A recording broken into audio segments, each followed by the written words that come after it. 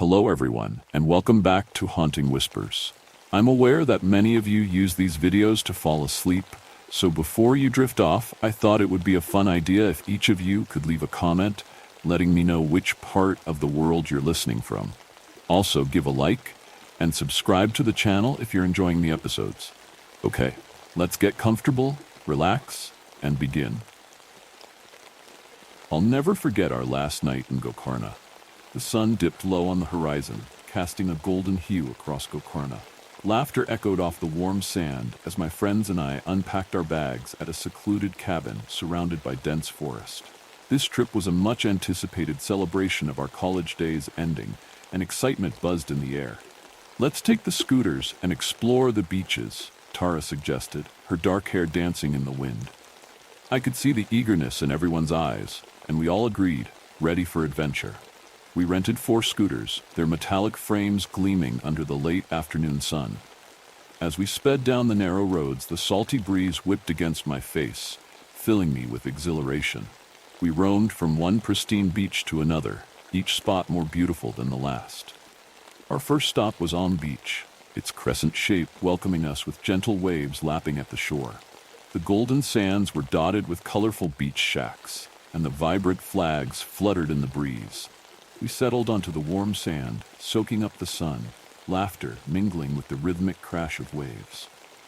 I dipped my toes into the water, shrieking at the sudden chill, while the others snapped pictures, capturing moments I hoped to remember forever. As the sun dipped below the horizon, we shared a meal of freshly caught fish and spicy curries, the flavors mingling with the cool evening air. The sky transformed into a canvas of oranges and purples, and we watched the day surrender to night, feeling a profound sense of connection to each other.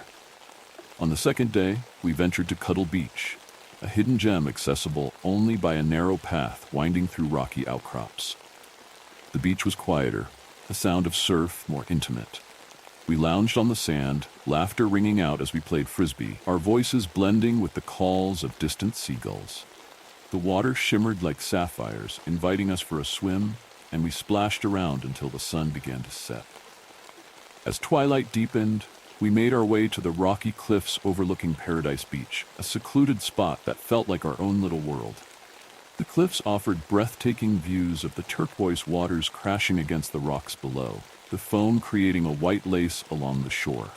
We set up a small bonfire, the flames flickering in the gathering dusk, and shared stories under a sky filled with stars, feeling invincible and free.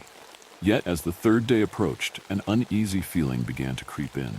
We decided to make the most of our final evening, planning to explore the town one last time before our 1 a.m. train departure. As darkness fell, we hopped onto our scooters, the forest enveloping us in shadows. The trees towered above, their gnarled branches twisting like skeletal fingers against the night sky. The air thickened with the scent of earth and moss, punctuated by distant rustlings. The crescent moon barely illuminated the path ahead. As we rode deeper into the woods, I began to notice subtle, unsettling signs. The air grew heavier, charged with a strange energy. I glanced at a twisted tree, its bark marred by deep gouges that looked almost like claw marks. "Did you guys see that?" I asked, my voice trembling. "Probably just a random tree," Karen replied, though he sounded uncertain. We exchanged uneasy glances, the joy of our earlier adventure fading. Then we passed an old, weathered stone marker, partially hidden by underbrush. The ancient symbols carved into it were worn down by time. "What do you think that means?" I asked, my voice hushed. The group slowed, staring at the strange markings. They seemed to pulse with an unseen energy, a warning that sent shivers down my spine. "Let's just keep moving," Radha urged, a hint of fear in her voice. We continued down the winding road, but the atmosphere grew more oppressive. Shadows danced in the corners of my vision, flickering just out of sight. A cold breeze swept through, rustling the leaves and carrying an unsettling whisper that felt personal, as if it was calling my name. Suddenly, we rounded a bend and the forest opened up to reveal an abandoned Hindu temple. Its stone walls overrun with vines, the air thick with the scent of damp earth. "What the hell? This wasn't here before," I whispered, my voice barely audible. The temple loomed ominously, its architecture both beautiful and foreboding. In the center, an ancient Haven Kund flickered to life, flames dancing in the stillness of the night. It felt as if someone had just been there, performing a ritual. The forest around us seemed to hold its breath. Shadows writhed at the edges of my vision, and the rustling leaves whispered secrets that made my heart race. "Let's get out of here," Karin urged, glancing nervously at the flickering flames. We turned to leave, a weight settling heavily in my chest. As we raced back to the main road, I couldn't shake the feeling that something was wrong. The forest felt alive, shadows stretching and shifting around us. The laughter that had filled the air earlier felt hollow. We reached the railway station just in time, our hearts still racing from our encounter. The platform was dimly lit, and a chilling breeze swept through, causing goosebumps to rise on my arms. We huddled together, leaning against the cool metal bench, laughter replaced with nervous chatter. "Did you see how creepy that temple was?" Rada shivered, trying to laugh it off. "Yeah, but it's probably just an old ruin," Arjun replied, though his voice lacked conviction. We tried to distract ourselves, snapping selfies and reminiscing about our trip, but the feeling of unease clung to us like a second skin. The clock struck midnight, and the air grew colder. We huddled closer together, glancing at the dark forest surrounding the station. Suddenly, I felt a chill run down my spine. "Guys, do you hear that?" A faint whispering floated through the air, indistinct but urgent. We strained to listen, a collective shiver passing through us. It sounded almost like chanting, echoing from the direction of the temple. "Let's just get on the train," Karen urged, glancing nervously at the trees. "We're overthinking things." But as we waited, the whispering grew louder, more distinct. The words, ancient and guttural, seemed to reverberate through the ground, rising to a crescendo. Panic flared in my chest, and I grabbed Rada's arm. "We should go, now." We ran, not looking back, fear propelling us forward. We dashed toward the train platform, our hearts pounding in our chests, the sounds of the forest swallowing the whispers behind us. The train's whistle pierced the night as we scrambled aboard, breathless and shaken. We found seats, our hearts still racing, the weight of the night pressing down on us. "What just happened?" Mitali gasped, her eyes wide with terror. "I don't know," I replied, trembling, "but something's not right." As the train pulled away from the station, we fell into an uneasy silence. We watched the forest shrink into the distance, shadows merging into darkness. The whispers faded, but the fear lingered, heavy in the air. Days turned into weeks, and our trip became a distant memory, shrouded in nostalgia. We often reminisced about our adventures, but the final night remained a haunting specter, lingering just beneath the surface. It wasn't until our reunion a year later that the whispers returned. As we gathered around a fire once more, the air filled with laughter and tales, I brought up the trip to Gokarna, my voice tinged with an unsettling seriousness. "Do you guys remember that night? The temple?" The laughter faded, replaced by the echo of memories no one wanted to acknowledge. "Let's not talk about it," Rada suggested, unease creeping back in. But I couldn't shake the feeling that we hadn't just left Gokarna behind. Something had followed us, woven itself into our lives. That night, as we parted ways, an unfamiliar chill lingered in the air. In the dark corners of my mind, the whispers began again, soft, insistent, and hungry. And in the depths of the forest that surrounded Gokarna, shadows stirred, waiting for their next offering. You thought that was bad? Brace yourself for what's coming next. I found my old diary, and something is wrong with it. Okay, so I don't usually post here, but I need to tell someone because I feel like I'm losing my mind. This started a week ago when I found my old diary from when I was 10. I hadn't thought about it in years, but I came across it in a dusty box in my attic while I was clearing out some stuff for a garage sale. I was excited at first, like a piece of my childhood. I started flipping through the pages, reading about my 5th grade drama, crushes, and random little notes about my day. But then I found something weird. There's an entry in the diary that I don't remember writing at all. It's dated March 16th, 2011, which would have been the day after my 11th birthday. It starts off normal, me talking about the party and the gifts I got. Then it takes a turn. There's a section where I wrote, "Mom says I shouldn't go in the attic anymore. She says it's not safe, but I keep hearing the whispers up there. Last night they called my name." I froze when I read that. I didn't remember anything like that happening, but the writing was mine, or at least it looked like it. After that entry, the diary goes back to being normal, talking about school and friends. I tried to brush it off as a weird childhood memory, or maybe my imagination running wild. But then things started happening around the house. Little things, at first. I'd hear creaks in the attic above my room at night. I figured it was just the house settling, but then I heard footsteps. Slow, deliberate footsteps. 2 nights ago it got worse. I woke up around 2 a.m. to the sound of something moving upstairs. Not just footsteps, but dragging. Like something heavy was being pulled across the floor. My heart was pounding, but I forced myself to go up there and check.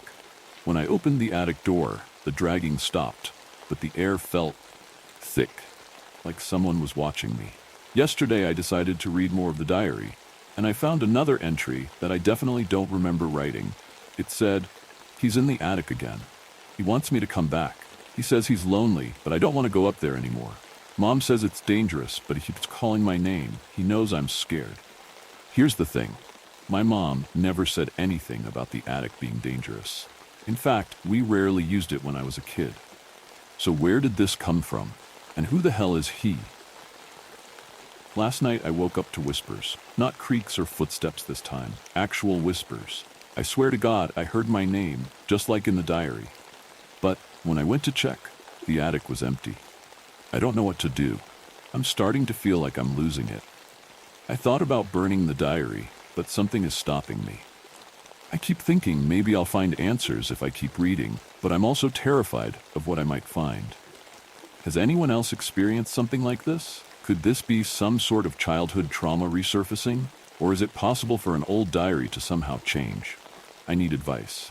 If you thought the last story was chilling, the next one will make your skin crawl. Polaroid Man.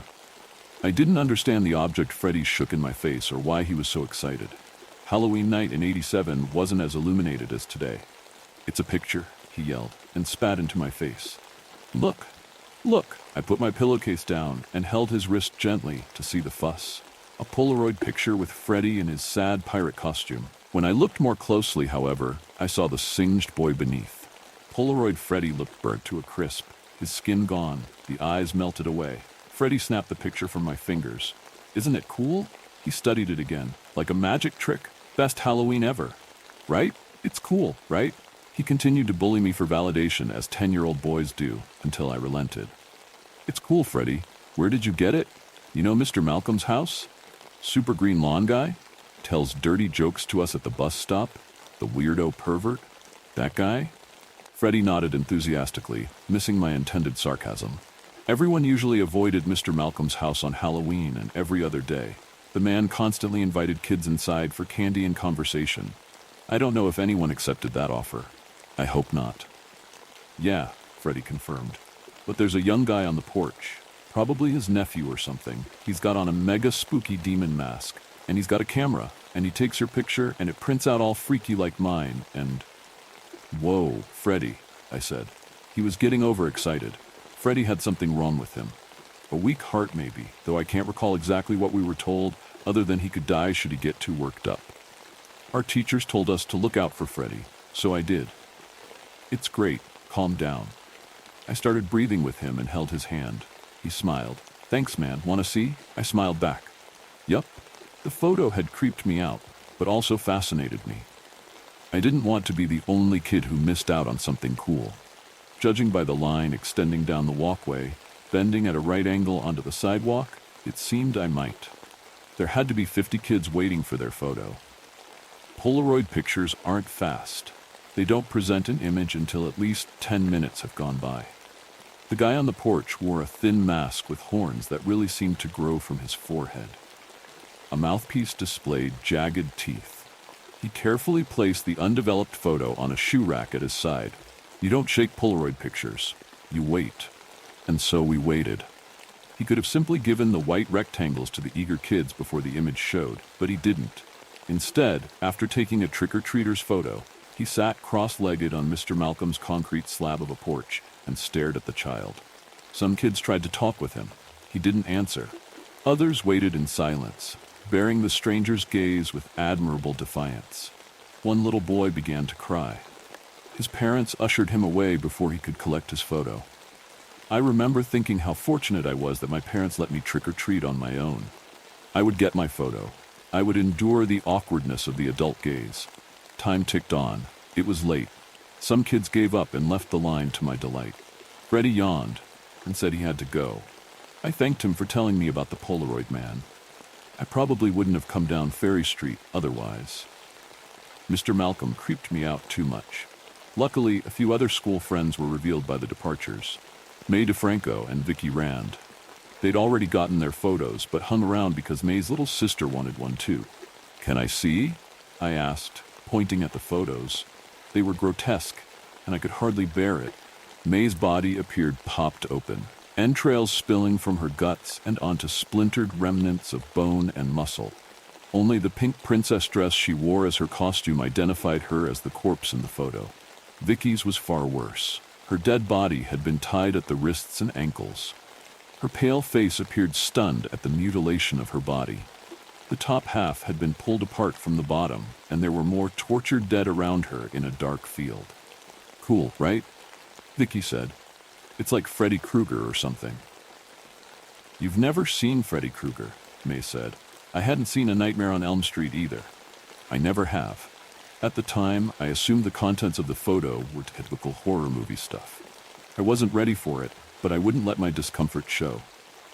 After May's sister got her photo, more kids thought better of risking their worried parents' wrath. They left, and after one more boy got his photo, my turn came at 11:42 p.m. My parents were probably pissed off by 8, so I figured, wrongly, I wouldn't be in more trouble for continuing to stay out way past the time I should have been home. Though I did have second thoughts, especially when I realized no other kids remained. I would be the last, and I was alone with the devil-masked man. "Don't smile," he growled.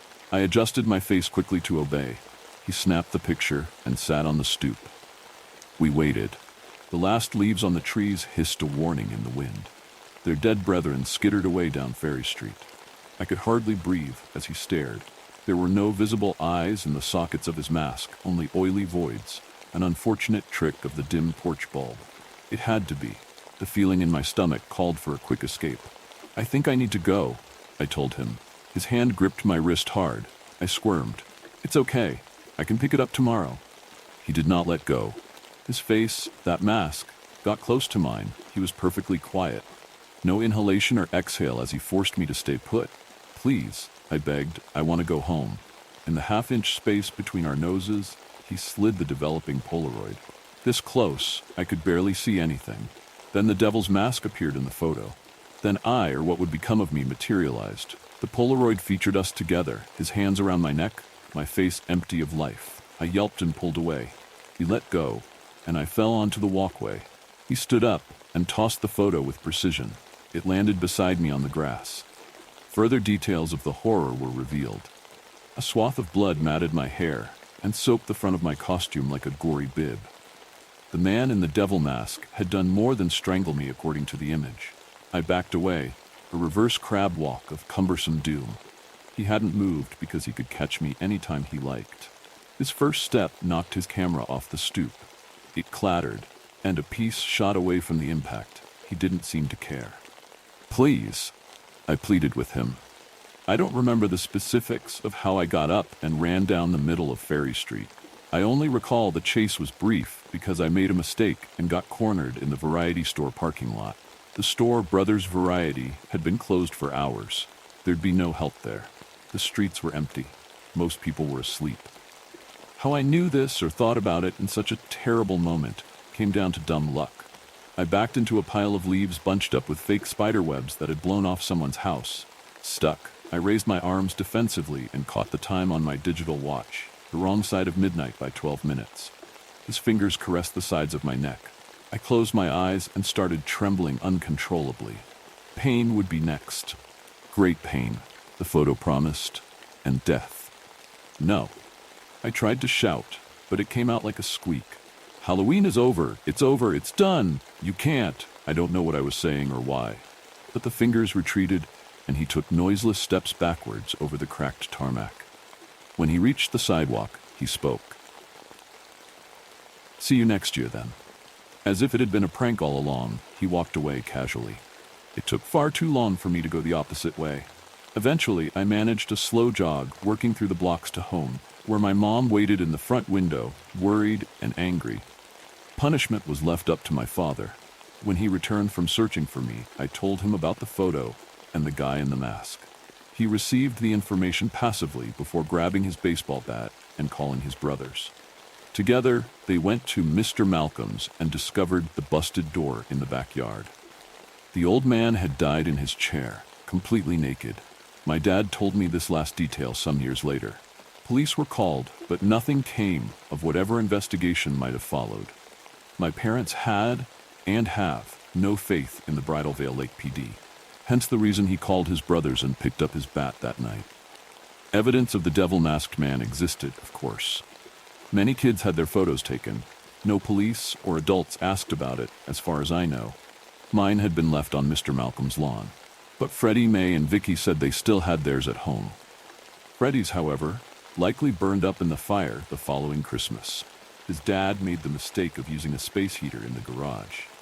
All of them, including Freddie, were dead the day before Christmas Eve. I refused to go trick-or-treating the next year, and everyone after that. My parents understood and didn't pressure me. Within a few years, I aged out of the tradition, but still wouldn't risk going out for a walk on Halloween night. See you next year, then. And if not, the next, or the next, or the next. He waits. I know because every photo has turned out to be true. Vicky simply disappeared before her 19th birthday, and while her body was never recovered, a man suspected of torturing and killing half a dozen young women in Bridal Veil Lake in Derry, across the border, was arrested as the likely culprit. May committed suicide off the old casino hotel last July. My son is 5 now. He wants me to take him trick-or-treating in a few weeks. Of course he does. He doesn't know. Neither does my wife. That man is waiting for me. Think that was the worst it could get? Just wait for this next tale. Bus 000. I was raised in a county in northeast Georgia, which at the time this happened had about 2,500 people living in it. We had one set of schools for both towns in it, and none of them ever had more than 250 students in it at a time. Every single school also shared the same fleet of 9 normal buses, plus one for kindergartners and special needs students. They were numbered 100 through 900. And to make it was easier for the younger kids to remember them, they were all assigned an animal. Each one had the black silhouette of its animal painted on it. And because of that, everyone just called them whatever animal they were assigned until we stopped using them. I don't remember every animal, but I remember mine was Bus 700, the rabbit bus. This happened in 2012. I was in 6th grade, my first year of middle school. In my county, elementary school started at 8. Middle and high school started at 7. The middle and high school were also on opposite sides of the same road, so they were picked up at the same time and dropped off about 2 minutes apart. My neighborhood had 2 spots the bus stopped at, one towards the entrance of the neighborhood, one a little deeper into it. I got on at the second one. It was September. We had basically just started the school year. There was only one other person who got on at my bus stop, a girl named Clara. Me and Clara weren't really friends, but we got along. We had been standing next to each other every morning since kindergarten, so it was good that we didn't hate each other. I'm not sure how she managed it, but she had infinite energy. I don't think I ever saw her at anything other than 100% ready to face the day ahead. Even when we lost the extra hour of sleep, she was as ready as ever on the first day of middle school. Pink JanSport over her shoulders, giddy to get to school. The term we would use for someone like her nowadays is chronically online. Supernatural, Doctor Who, Sherlock, sometimes all at once, somehow. Smosh, The Hunger Games. Especially The Hunger Games, more specifically Josh Hutcherson. Clara would talk on and on about all those and more, and she never seemed to run out of things to say. I usually tuned it out, but I didn't mind the background noise for the few minutes we stood there. The bus normally got there about 6:25, but my mom always made me go out at 6:15. Clara would get there a few minutes later. This morning was no different. I was leaning against the tree, I always leaned against when Clara got there, told me good morning, and launched into her morning rambling. She had gotten into Harry Potter towards the end of the summer, and that obsession bled into the start of the school year. She was talking about this fan fiction, or that photo edit, when the bus started to slowly roll up to our stop. Clara had only just gotten there, and the bus normally came a few minutes after she got there. But it wasn't that weird. What was weird was that I didn't see the bus approach. From my stop against the tree, I could see the entire road leading out of the neighborhood, and anything entering it. Even though I was spacing out, school buses are bright and loud. They have headlights on when they drive. They have lights that flash when they pick up kids. This one was driving in the dark with no lights on, and I didn't see it stop for the first stop. "Did you see it stop?" I said, interrupting Clara. She looked confused, so I motioned at the bus, which still hadn't gotten to us yet. "The bus, did you see it pick up Aaron and Leslie?" Her face scrunched in thought before she shook her head. I wasn't really paying attention, but I don't think so. She looked at the bus, which came to a stop in front of us. We had the same thought in that moment as we took in the numbers printed on the side of the otherwise normal yellow school bus. I know that because she all but read my mind when she said, 000? It was missing something else, but it took me a second to realize. This didn't have an animal on it. It was a totally plain, normal school bus.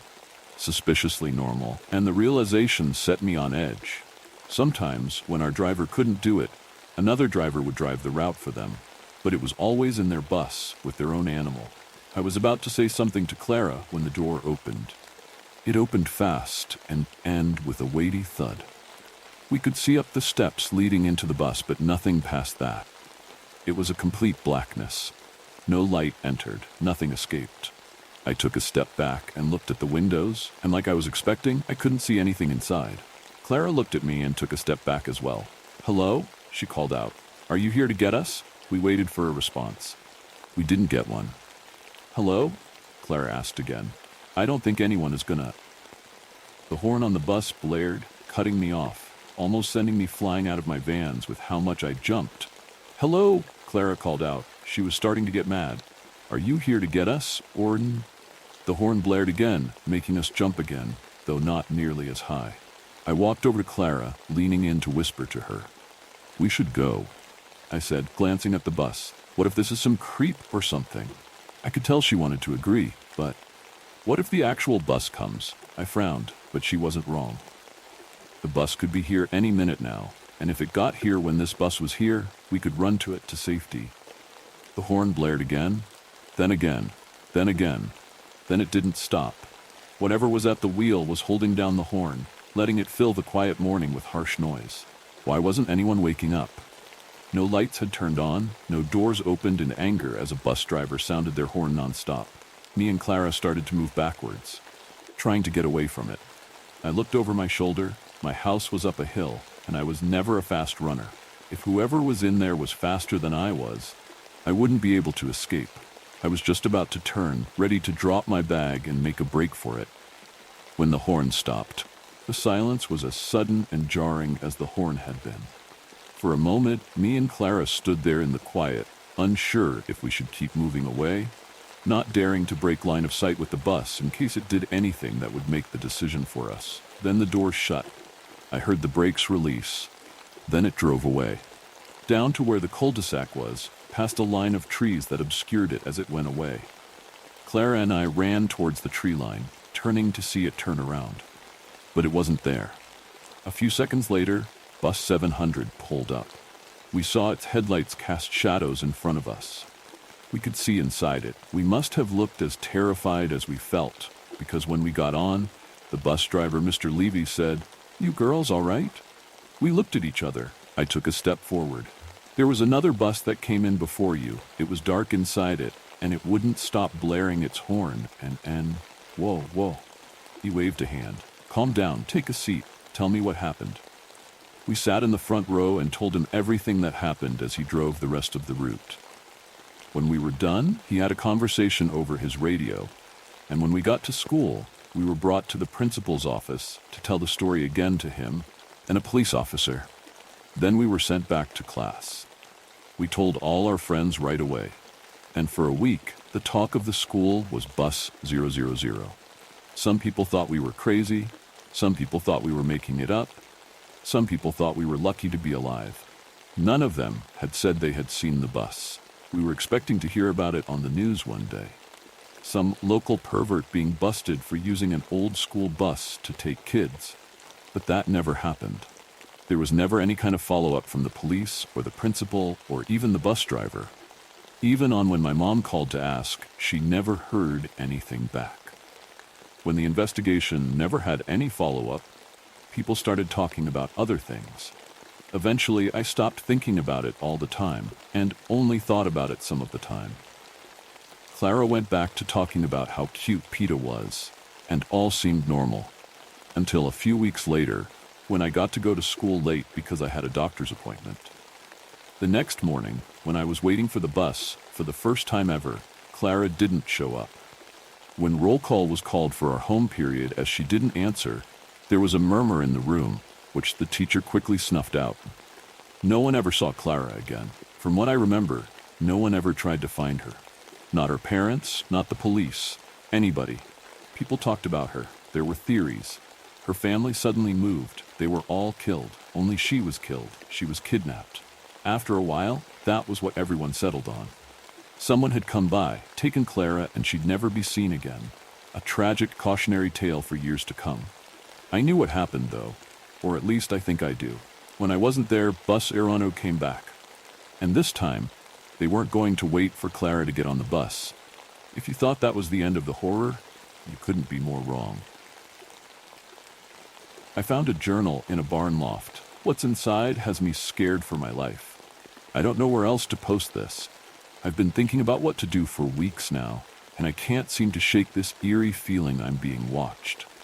I like looking at old barns, and sometimes if they look decent enough, I will look inside too. I find some cool stuff here and there, and sometimes I can sell what I find. I found a milk bottle one time, and an antique mall paid me $120 for it. I saw a barn 2 months ago, driving my side-by-side on a trail my buddy told me about, and it stuck with me. It looked almost new, but you could tell it had been there over a century. The wood just felt old. It looked like every plank was cut from a tree planted when the world formed. After some probing, I made a plan to do a deep dive into it and see if I could find anything inside worth bringing to the mall. Half a week later, I was back at the barn door trying to loosen up the sliding rail enough so I could get in. Eventually, after some trial and error, I got in and found a huge amount of tires. I wasn't that surprised because a lot of times in older barns, people would just dump crap there they couldn't figure out how to get rid of. The loft is usually where I find the goods, as most people aren't willing to climb on wood that might fall apart if you look at it the wrong way. I made a small step of tires and got up the small hay chute only to be greeted by a smell of rot. It was so nasty, I gagged so hard I choked on my own breath. After settling and choking my face with my own arm, I found that the loft was much bigger on the inside than it looked like on the outside. It was almost cavernous. Kind of felt like the TARDIS from Doctor Who, to be honest. After standing in shock for a bit, I turned my headlamp on high and looked around. There was nothing in this huge space, just loose hay on the ground and that god-awful smell. I started walking around trying to remember which way the chute was, and found a silo with steps into it. Older barns had a small silo within it, sometimes, just to have extra grain or corn storage for winter. Sometimes you could find some cool stuff in it as well, but I had never seen one with steps before.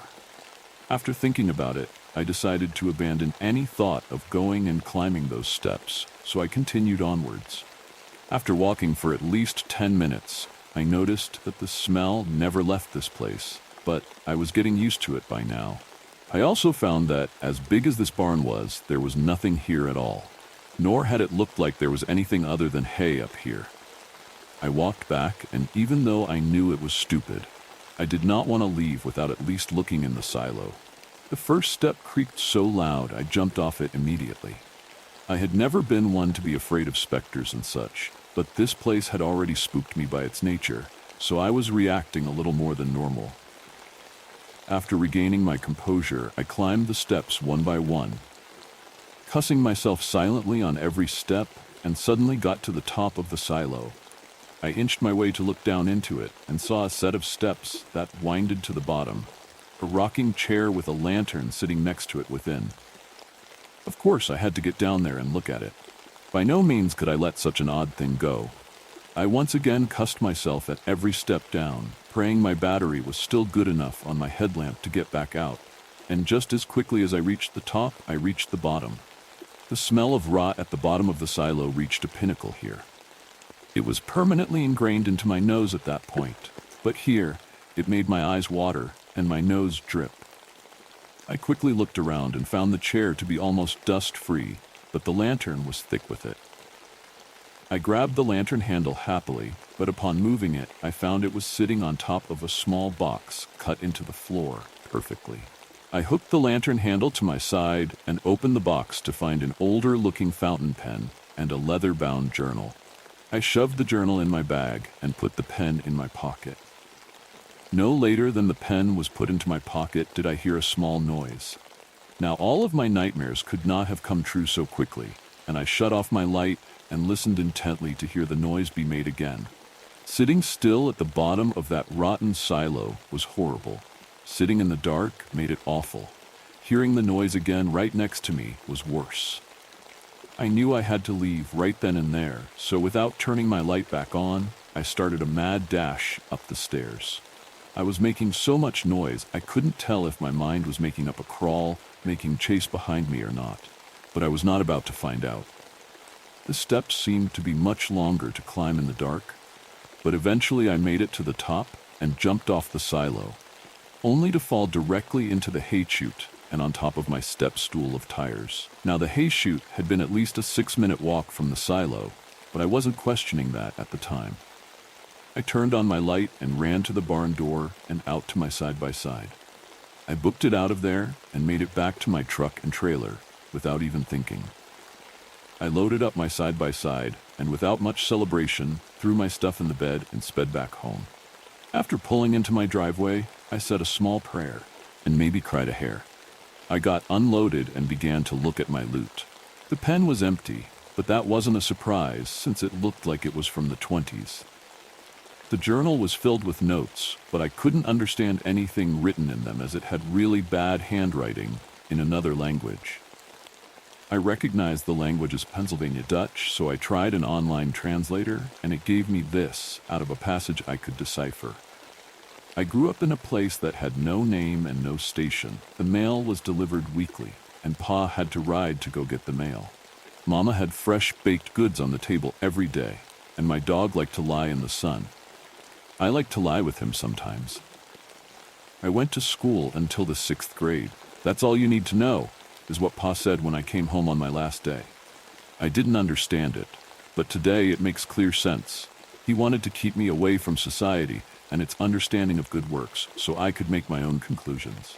I know what is good, and I know what good works are. I am writing this now to tell you about my good works so you can follow in my footsteps and finally end me. 7 summers ago, strange people came to my woods and drove their loud machines through my dry creek. They ran over one of my ducks. I dressed the duck and preserved the fat. Then I brought the fat to their campsite, after they had laid themselves down and smeared it on their belongings.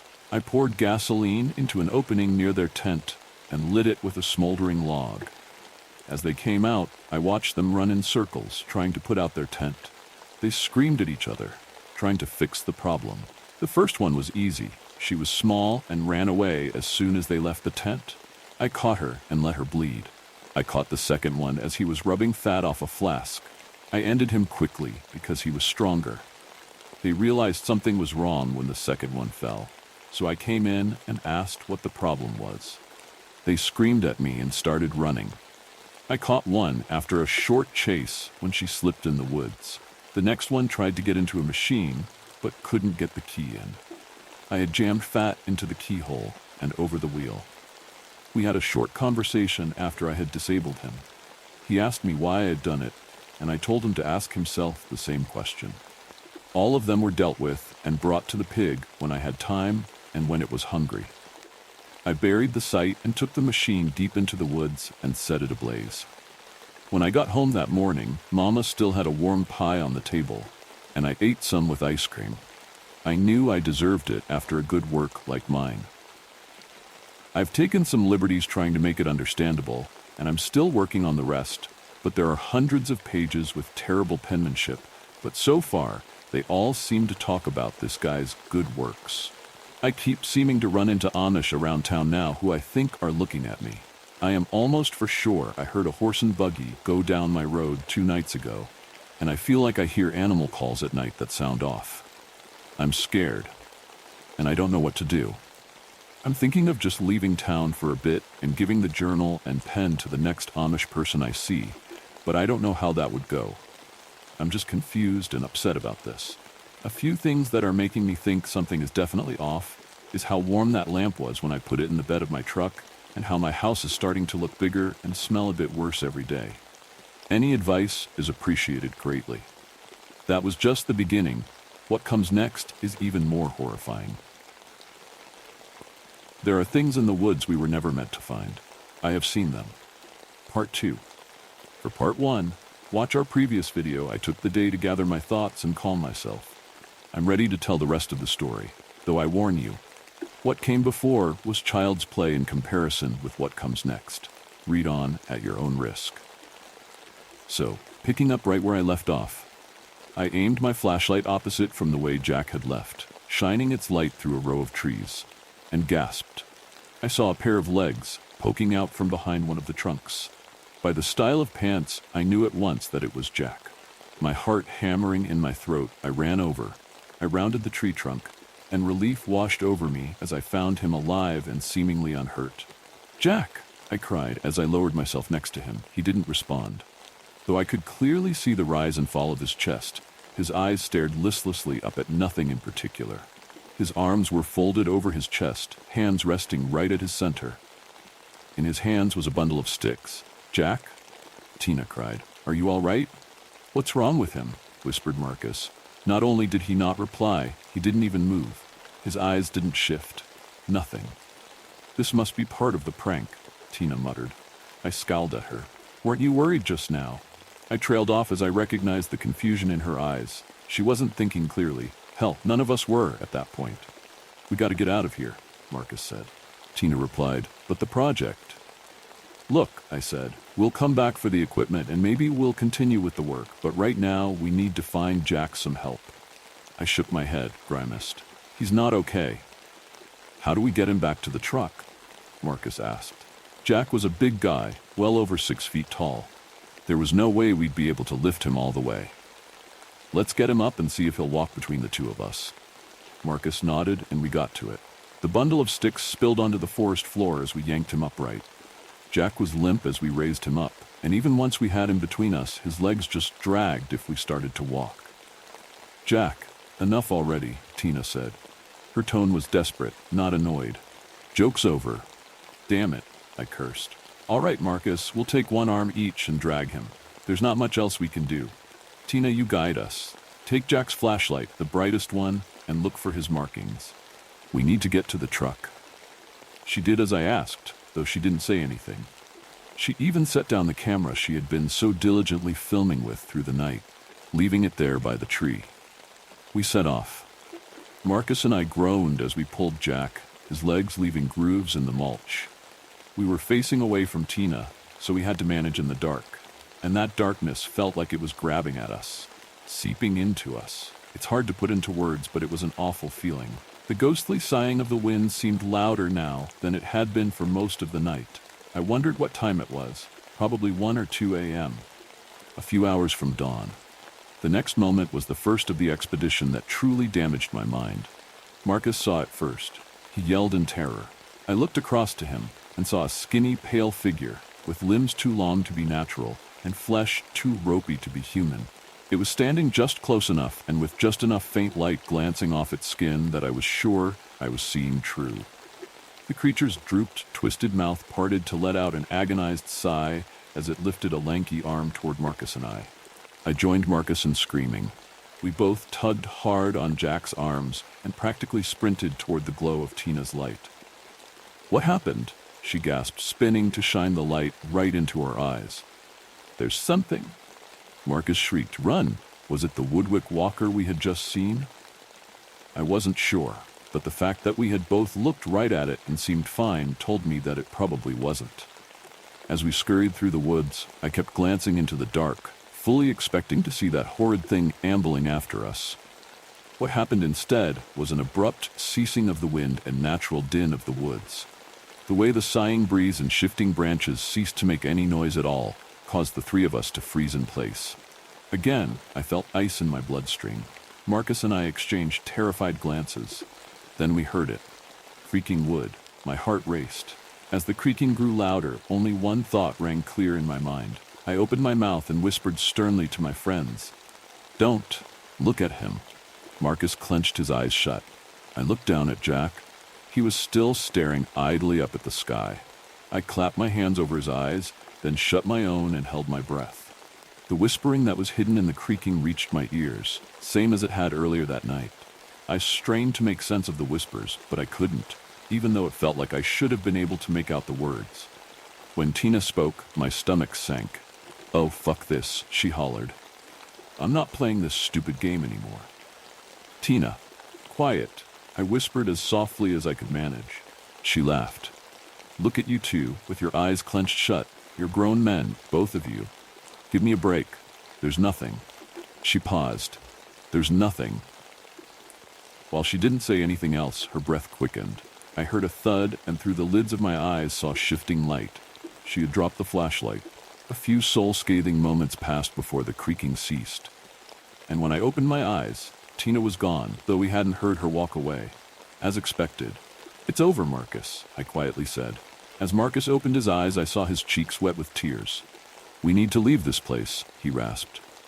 "Let's get Jack back to the truck," I agreed. Then I'll come back and find Tina." Marcus nodded. We got back to dragging Jack, pausing every few moments to shine the light over the trees to ensure we were going the right way. The woods were still pitch dark, and I hadn't forgotten about the awful pale creature that had approached us. The minutes or hours that passed before we made it back to the Silverado were nightmarish. But we did make it, finally. "Oh," Marcus moaned. "Thank God. Oh God, thank you." We opened the back door and grunted as we shoved Jack up in there. Once he was securely in the truck, I turned back toward the weeping woods. "I'm sorry," Marcus said. "I'm not going back."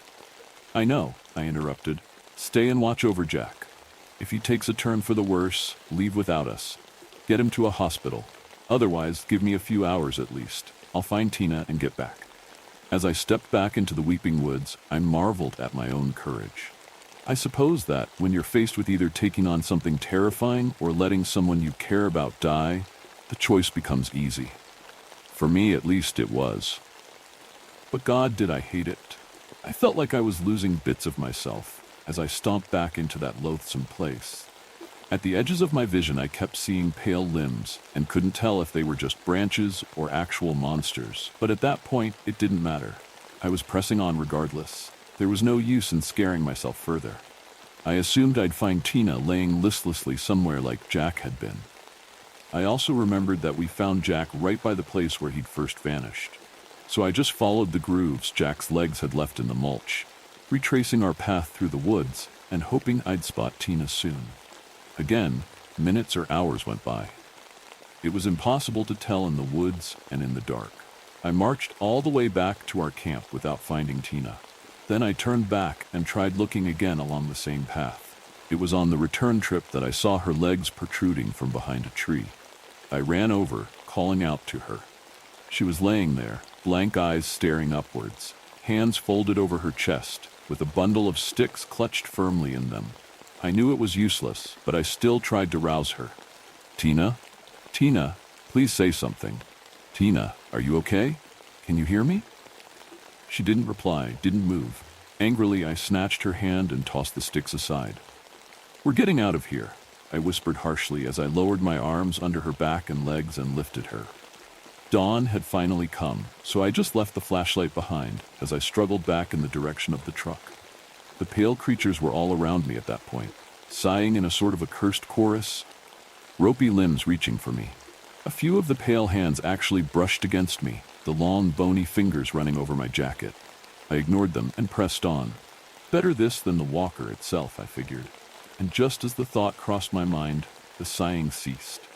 Total silence blanketed the woods. Silence until the disquiet creaking of wood reached my ears. It was the third time I'd faced it that night, but the first time I'd faced it alone. And that was the moment that truly ruined me.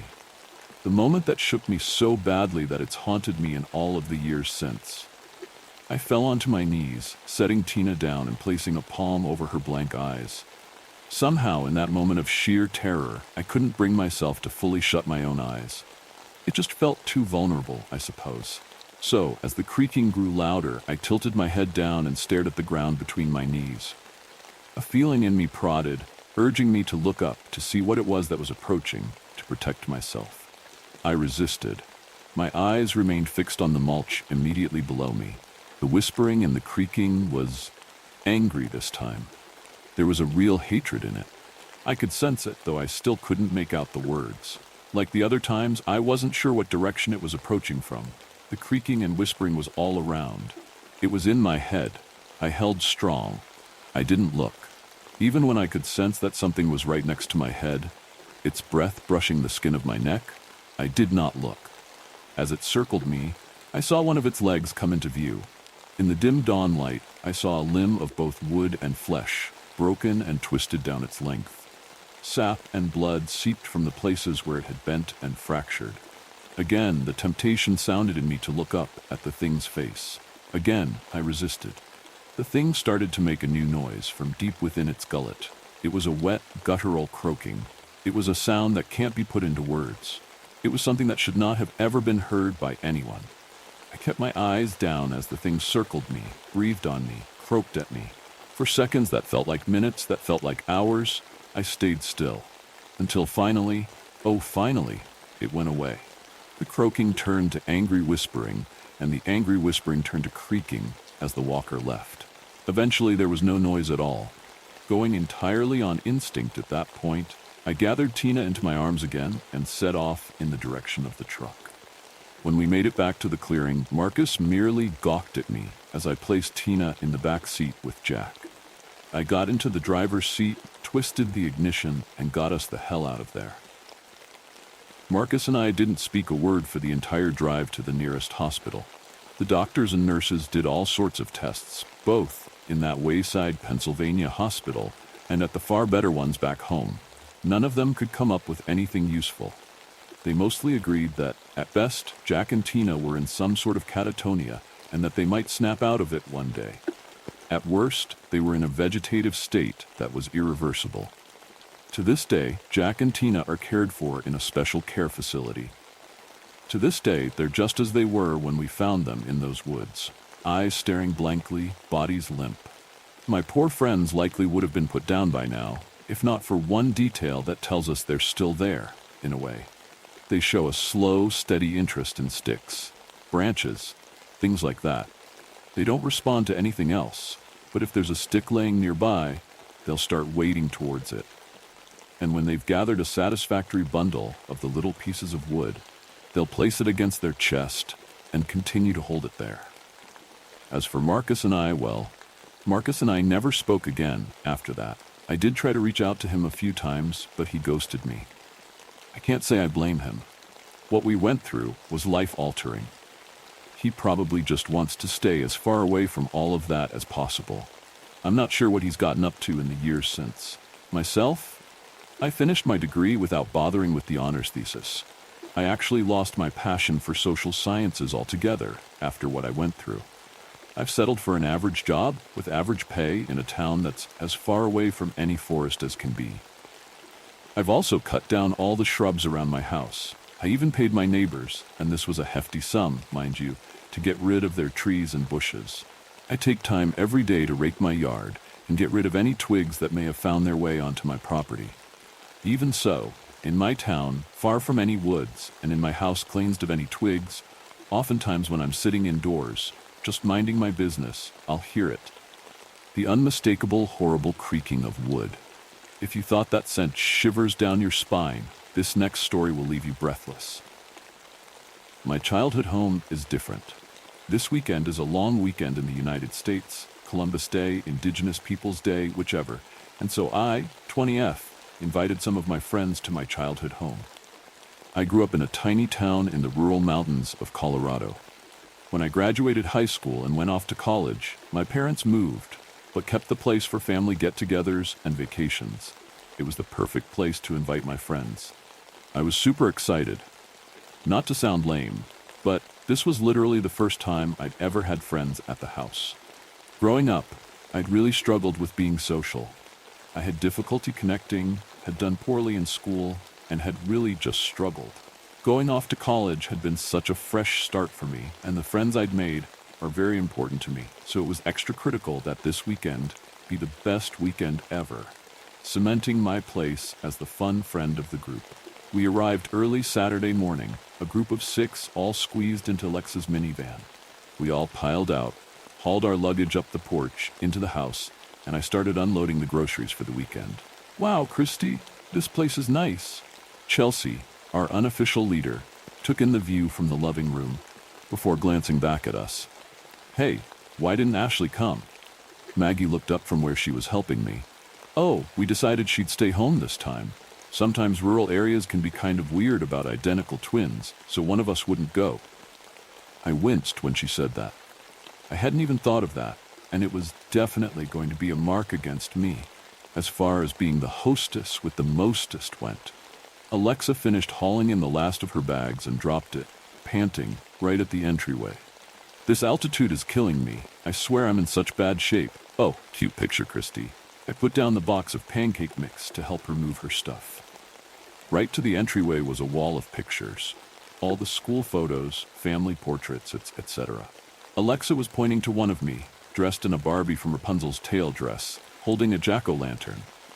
"I thought you said you'd always had short hair," Maggie commented, having followed me over. I shrugged. I don't even remember that Halloween, to be honest. I didn't remember the picture next to it either, of me standing in front of a piano in a sun-yellow dress, or the one of me at the park, smiling with my arm clearly in a cast. I rubbed my arm absent-mindedly. "Christy, where's the bathroom?" One of my friends, Rosemara, called, and I turned away. That night, I was mopping the kitchen. I had asked that my friends not bring alcohol. I hadn't exactly asked if I could borrow the cabin for the weekend, and I didn't want underage drinking to be added to my list of petty crimes. But when Alexa had brought out the beer she'd brought, how could I say no? Especially when everyone else had seemed so into it. What I had seen, though, had kind of talked me out ever drinking and mopping up vomit while everyone else was sleeping stunk. I took a break to go make sure I'd locked the front door, and while I was there, I stopped and stared at the picture wall. It was more than just not remembering a few of the pictures. I didn't remember any of the ones of me. Pictures of me at family reunions I hadn't attended, me with girls I hadn't been friends with, in clothes I didn't recognize. I touched my arm again, staring at them. I hadn't said anything earlier, but I'd never broken a bone before. Ever. I finally took that one, of me in a cast, off the wall, but when I did, I dropped it. Wincing and hoping I hadn't woken my friends with the noise, I squatted and picked it up. The back had popped off from the fall, and I noticed that there was another picture wedges into the back of the frame. This was one I knew. Me and my brother smiling and sitting on the back of a hayride. I stared at it and then started taking down all of the pictures. Sure enough, behind each picture was one I knew, one I remembered being taken. I squatted back on my heels, staring at all the pictures that surrounded me. What was going on? My memory has never been good. My brain had felt foggy my whole childhood, but to forget all this? And why had my family hidden all of the pictures that I knew? I could say with certainty that not only did I not remember these events, but I had never seen these photos before. If there was really something weird going on, there had to be more to it than this. I'd started to stand when I saw it, a dim red light blinking out from behind the fireplace mantel. I must have missed it in the daylight, but now, in the comparatively dim overhead light, it was much more obvious. I already knew what it was before I started pulling down the decorations to get at it. A surveillance camera, and one that was bolted in to flash the mantel. that looked pretty expensive and pretty permanent. I mean, maybe my parents got it when we moved away for security reasons, but it was pointed at the living room, not the door. I smiled thinly, trying to think patient thoughts. I had asked that my friends not bring alcohol. I hadn't exactly asked if I could borrow the cabin for the weekend, and I didn't want underage drinking to be added to my list of petty crimes. But when Alexa had brought out the beer she'd brought, how could I say no? Especially when everyone else had seemed so into it. I knew it was recording me, and that probably my family knew that I was here without permission, and maybe they were even watching me now. I felt like giving the camera the middle finger, but decided that I should spend that time looking for other weird stuff instead. Who knew if and when my family would show up? The living room didn't reveal anything else, and neither did the kitchen. I tackled my room next, and found stuff immediately. It's hard to explain, because if I hadn't been looking for weirdness, I wouldn't have found anything. But now that I was alert, I couldn't miss it. My stuff wasn't right. I always folded my shirts so the logos showed, like they do at stores, but the shirts in my dresser weren't folded like that. My jewelry was moved. I had different stuffed animals on the bed, not the old ones I'd left when I'd gone off to college. The quilt on the bed was the same colors, but a different pattern. It was almost my room, but not quite. My brother's room and the guest room were where I'd put the girls, so I searched my parents' room next. I wasn't finding anything, and the hours were ticking away. Suddenly, around 3 a.m., I heard tires crunching the gravel in the driveway, and I froze. There was no way anyone else just drove up here. Our driveway was an easy mile long. I glanced frantically around the room and spotted it. The telltale red beep of a camera. It wasn't pointed at the door or the window, but at the closet. This time, when I opened the closet, knees shaking, I realized that it was much shallower than the other one. Fumbling along the back wall, I felt a seam, and when I dug my fingers in and pulled, the whole back wall swung out smoothly. Past it was dark, but I pulled out my phone, turned on the flashlight, and hurried down the hallway it had revealed. If that was my family in the driveway, I needed to find out what was going on before they got to me.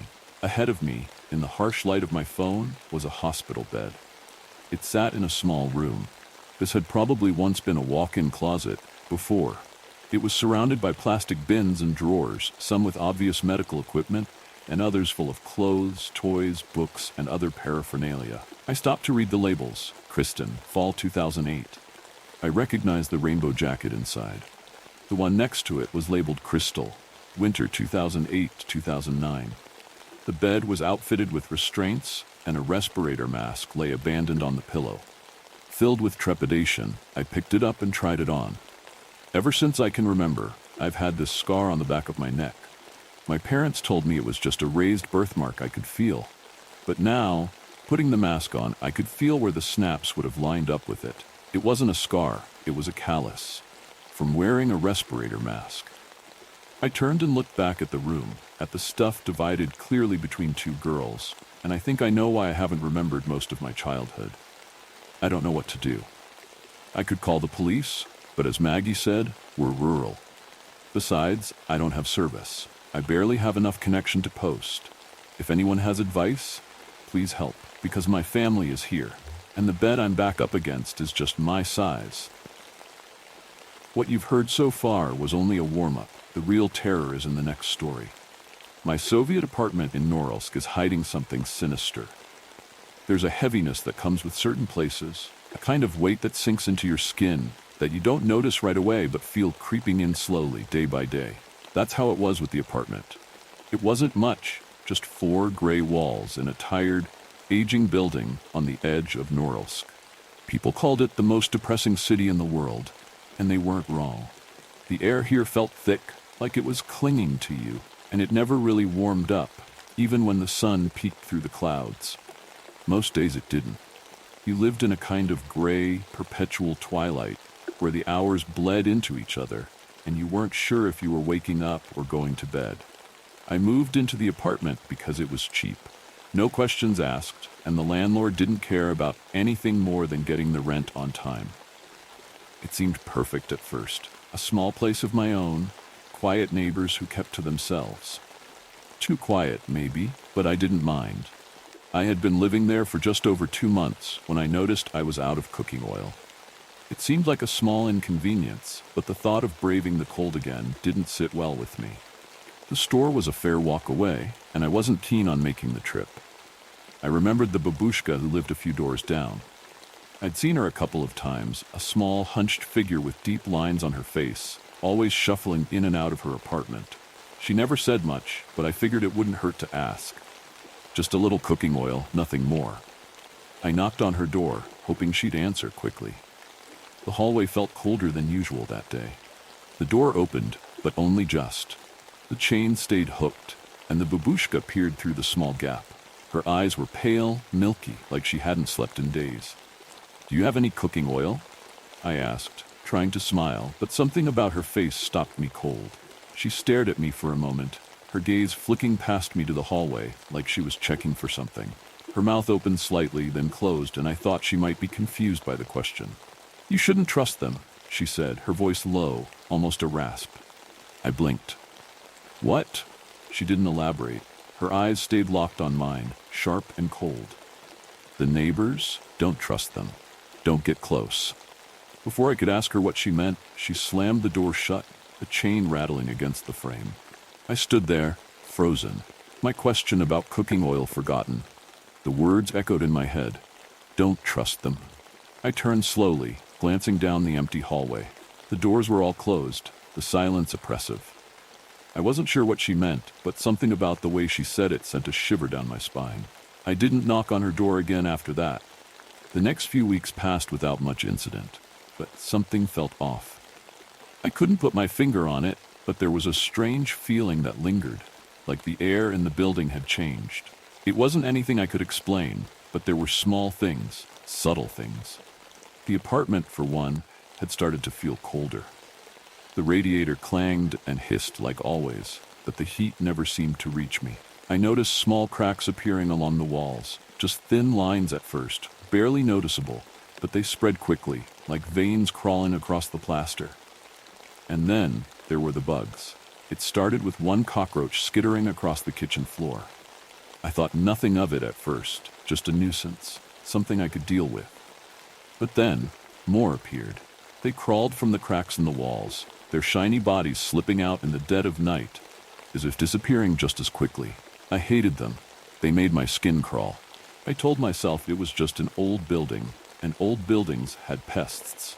But as the days went on, they seemed to multiply. No matter how much I cleaned, no matter how hard I tried to block the cracks, they kept coming. One night, the sound of scratching woke me. I sat up, heart pounding, straining to hear it again. It was faint, but persistent, like something was moving inside the walls. I threw off the covers and crept toward the noise, barefoot, my breath catching in my throat. The wall next to my bed, the one with the longest crack, was trembling. I stepped closer, leaning in, and the scratching grew louder, more frantic, like something was trying to get out. And then, without warning, a single crack widened.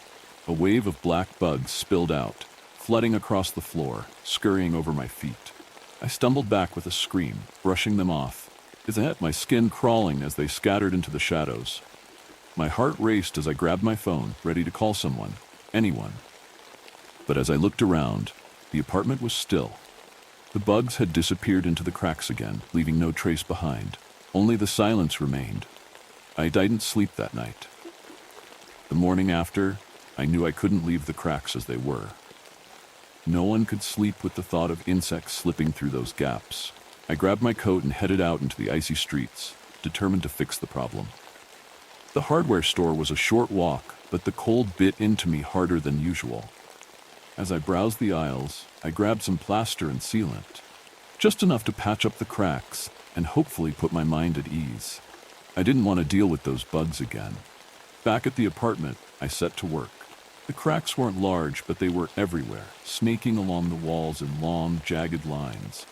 I plastered over them, smoothing out the gaps as best I could. I didn't care if it was temporary. I just wanted to stop the bugs from getting in. When I finished, I stood back, eyeing the freshly patched walls. It looked better, cleaner even. But that sense of unease didn't go away. I sprayed the corners with bug spray, just in case, and spent the rest of the day trying not to think about it. For a while, the apartment felt normal again, and I convinced myself that maybe I'd gotten it under control. That night, as I lay in bed, I heard the first creak. It wasn't anything unusual at first, just the typical groaning of an old building. But then there was another sound, something softer, like a shuffle of feet or a door opening. I sat up, listening carefully. The sound was faint, but it was coming from the hallway outside my apartment. I crept toward the door, pressing my ear against the wood. For a long moment there was nothing, then a low murmur, voices. I opened the door a crack, peering into the dim hallway. Two of my neighbors stood at the far end, near the stairwell. They were talking quietly, too quietly for me to make out their words. It wasn't unusual to see people here, but something about the way they were standing, huddled together in the shadows, made my skin crawl. I was about to close the door when one of them turned sharply, his gaze locking onto mine. I froze. He didn't say anything, just stared at me for a long, uncomfortable moment before nudging the other person. They both disappeared down the stairs without a word. I closed the door, heart racing, trying to shake off the encounter. People here were strange, sure, but I didn't think much of it until the next day, when I realized the two neighbors hadn't returned. Their apartment door stayed closed, the lights off, and for the next few days I didn't see or hear them at all. No footsteps, no voices, nothing. It was like they'd vanished. A week later, I saw the babushka again. I hadn't spoken to her since she'd warned me about the neighbors, and I wasn't eager to bring it up. But that day, as I walked past her apartment, the door opened a crack. Her pale, milky eyes peered through the gap, her expression unreadable. "You're still here," she said, her voice hoarse. I paused, unsure of what to say. "Yeah?" She glanced around the hallway, then back at me, lowering her voice. "Have you seen them? The ones who leave?" I hesitated. "What do you mean?" She sighed, shaking her head. "They don't leave. Not really." A chill ran down my spine. "What are you talking about?" "They disappear, one by one." She coughed, the sound rough and wet. Her words made my stomach churn, but before I could ask more, she closed the door with a soft click. I stood there for a moment, trying to process what she'd said, but it didn't make sense. People left all the time, didn't they? It was just a strange, old woman's paranoia. At least, that's what I told myself. The next day, I noticed something else. One of the doors down the hall, the apartment where I'd seen the neighbors last, was slightly ajar. Just a crack. No light came from inside, and the air around it felt colder than usual. I hadn't seen anyone come or go from that apartment in days, and I wasn't sure anyone still lived there. I stared at the door for a long time, debating whether to knock or walk away. But something held me back, an odd feeling, like the air itself was warning me to stay away. I backed off, heading quickly for the stairs. As I descended, I glanced over my shoulder, and for a split second I thought I saw movement through the crack in the door. Something, or someone, was watching. Over the next few nights, the building seemed to grow more restless. The cold became unbearable, seeping through the walls despite the heat blasting from the radiator. The lights flickered constantly, plunging the hallway into darkness at odd intervals. And the noises, they were getting louder. Every night I heard them. Scratching, shuffling, always just outside my apartment door. I couldn't tell if it was the building settling, the neighbors, or something else entirely, but it never stopped. I barely slept, the sound gnawing at my nerves. I patched up the cracks again, but no matter how many times I did, they always came back, deeper and wider. And it wasn't just the cracks. The walls themselves seemed wrong. It felt like they were shifting when I wasn't looking, moving just out of the corner of my eye. It was late, somewhere around 2 a.m., when I woke with the need to go to the bathroom. The apartment was quiet, save for the faint hum of the radiator in the corner. I tossed off the covers, still groggy from sleep, and padded toward the bathroom, rubbing my eyes. When I flipped the bathroom light on, something caught my eye just above the sink. A crack. A new one. Long and jagged, snaking through the wall like a scar that had just appeared overnight. I frowned, stepping closer. The cracks were spreading faster now. I had noticed a few new ones the week before, but this one felt different. Larger, more menacing. Then, from the corner of my eye, I saw movement. A bug, small and black, its shiny body slipping through the crack. I flinched, backing away from the sink. The bugs scuttled across the tiles, disappearing into the corner. I stood there, heart pounding, watching as more bugs started to emerge from the crack. I couldn't take it anymore. I turned and hurried out of the bathroom, only to stop dead in my tracks. In the bedroom, more bugs were spilling from the walls. They crawled through the cracks, pouring onto the floor, their bodies shining in the faint light from the window. There were too many. Dozens, maybe hundreds, scurrying along the walls, slipping under the bed. Panic rose in my chest. I couldn't stay here. Not with the walls crawling with insects. I grabbed my jacket and shoes, pulling them on as fast as I could. My hands shook as I stuffed my phone into my pocket and darted for the door. I had to get out. I couldn't stay in that apartment any longer. The hallway felt colder than usual. The dim light overhead flickered weakly, casting long, wavering shadows along the floor. My breath came out in short bursts, clouding the air in front of me as I slammed the door behind me. For a moment, I stood there, heart pounding, trying to catch my breath. Then I heard it. A sound, soft, almost imperceptible at first, like the faint rustling of paper. But it wasn't paper. It was coming from further down the hallway, from behind one of the apartment doors. I froze, straining to listen, the sound growing louder with each passing second. My pulse quickened. It wasn't just rustling now. There was scratching, like tiny claws dragging themselves against the wood. I turned slowly, my eyes narrowing as I squinted at the darkened doorway ahead. The air felt too still, too thick. Every hair on the back of my neck stood on end. The scratching intensified, becoming frantic, like something was desperately trying to claw its way out. The door creaked. It was subtle at first, a soft moan of hinges under strain, but then it grew louder, a slow, deliberate groan that made my blood run cold. My heart pounded in my ears as the door opened inch by inch, revealing nothing but a yawning black void inside. I stared into that darkness, frozen in place. The air seemed to shift, a strange scent, damp and earthy, wafting toward me from the open door. And then in the silence, something moved. A rat emerged. It slipped from the shadows, its slick gray body catching the flickering light as it scurried forward. Then another, and another. In a heartbeat, they were pouring out of the apartment, dozens of them, maybe more. Their bodies writhed together, claws scraping against the floor, their small beady eyes glinting in the half-light. The sound of their feet, thousands of tiny nails on wood, was deafening. I wanted to move, but my legs wouldn't obey. I stood there, paralyzed, watching as the mass of rats surged toward me like a living tide. And then instinct kicked in. I ran, my shoes slamming against the floor as I tore down the hallway. The sound of squeaking and scratching exploded behind me, the rats following close. They moved fast, too fast. I could hear them, just inches away. The hallway seemed to stretch out in front of me, endless and dark. The air felt thick and suffocating, my lungs burning with every ragged breath I took. I could hear my heart pounding in my ears, mixing with the high-pitched squeals of the rats, a cacophony of terror closing in on me. I turned the corner, nearly losing my balance as I stumbled into the stairwell. I grabbed the railing, half jumping, half falling down the stairs. My foot slipped on the last step, and I crashed into the wall with a dull thud, pain shooting through my arm.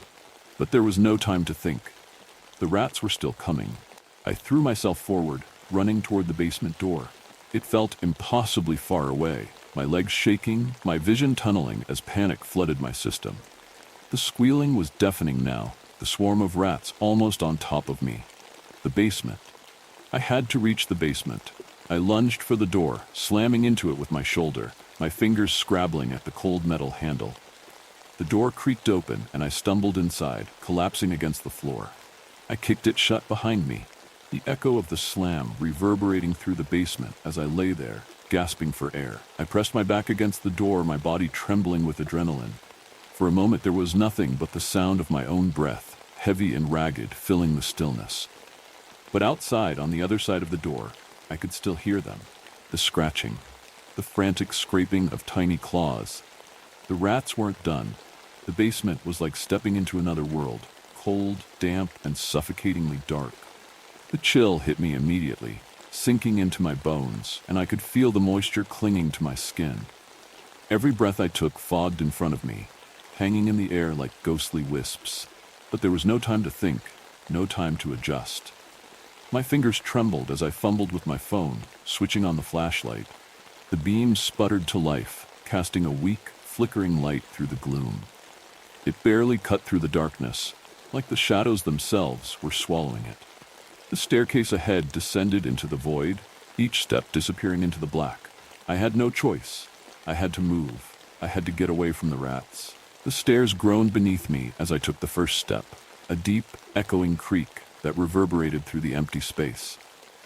My heart pounded harder with each step, the sound of my own breath loud in my ears. The air down here felt thick, almost too thick, like trying to breathe through a damp cloth. It was different from the cold upstairs. It was oppressive, like something was bearing down on me, pushing in from all sides.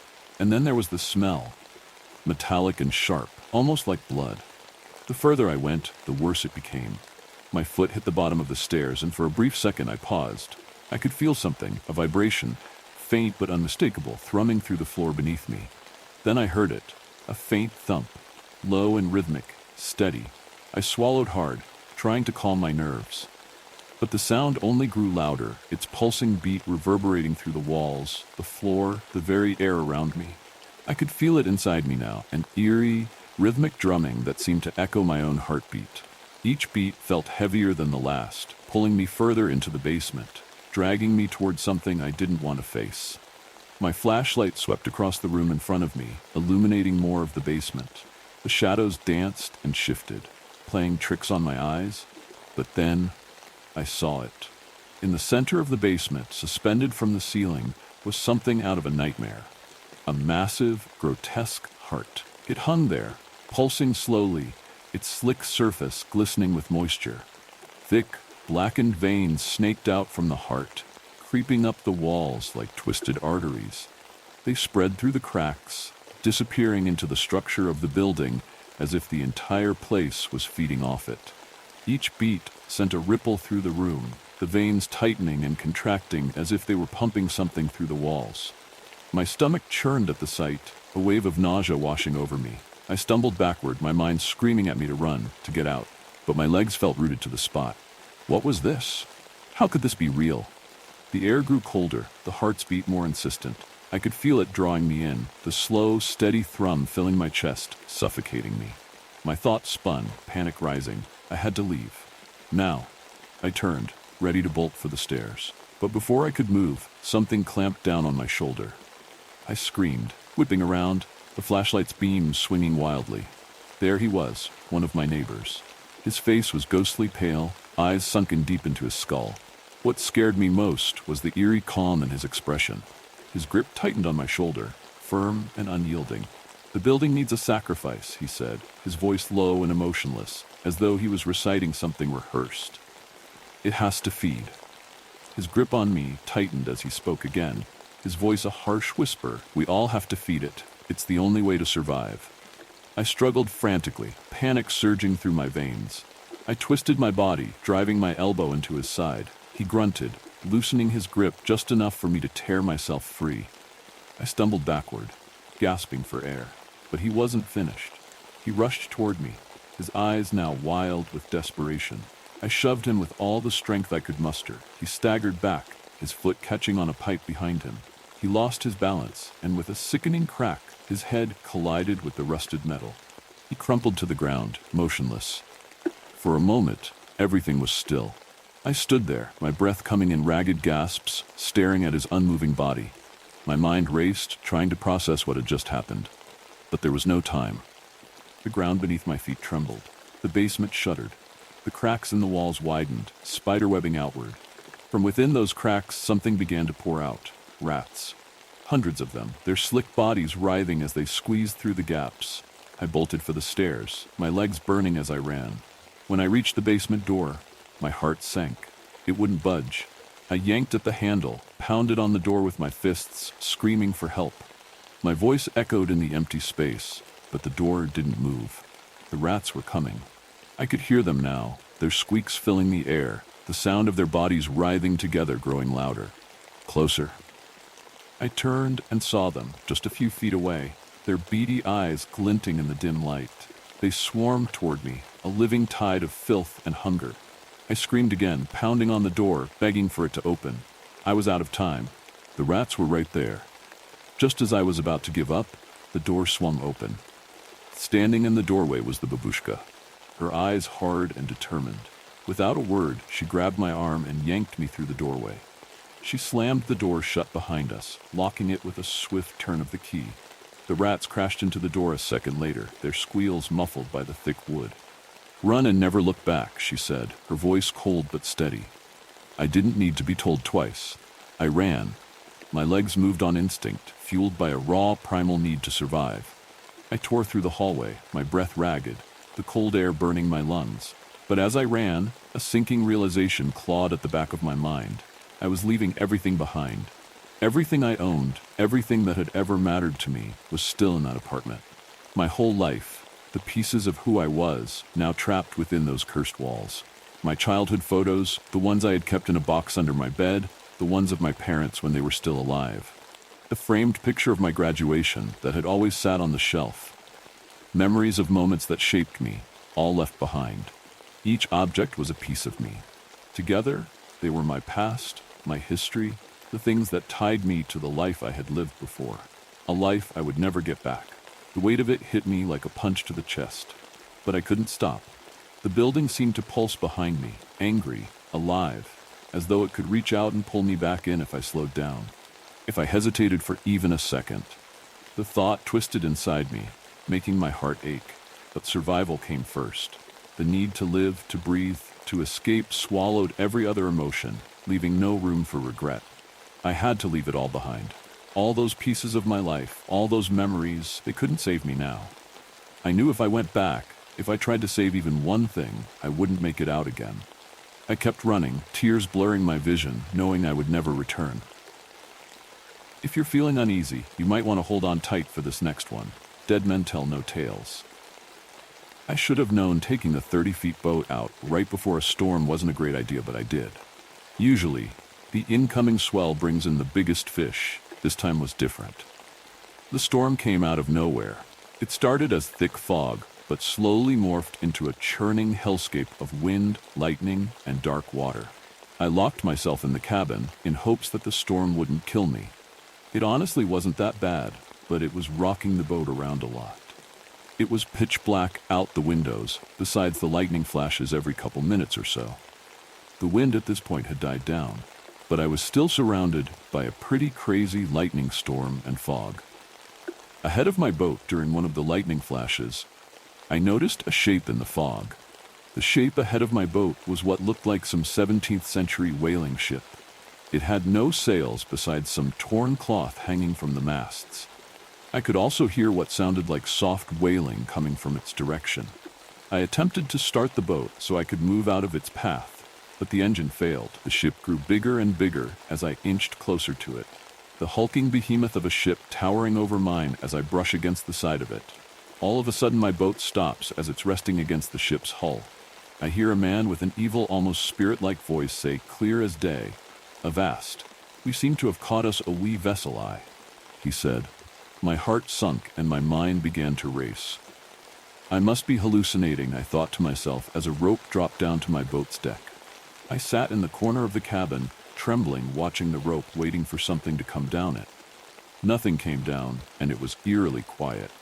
I didn't notice it at first, but the fog had encircled both my boat and the ship, so I could no longer see or hear the storm. I stood up still, shaking from the adrenaline. Did I just hear a pirate? I thought to myself, thinking how crazy that sounded. To me, it seemed like this was paranormal. I unfortunately drifted into the path of a ghost ship, and now my soul was damned. Or at least, that's what my mind was telling me. The rope started to sway left and right. Someone was coming down the rope. I began to try and start the motor again. The engine was turning over, but it wasn't catching. I sprinted out to the deck and hit the choke on the motor. I turned to make my way back to the cabin, and that's when I seen it. A pirate's black cavalier boots were coming out of the fog down the rope.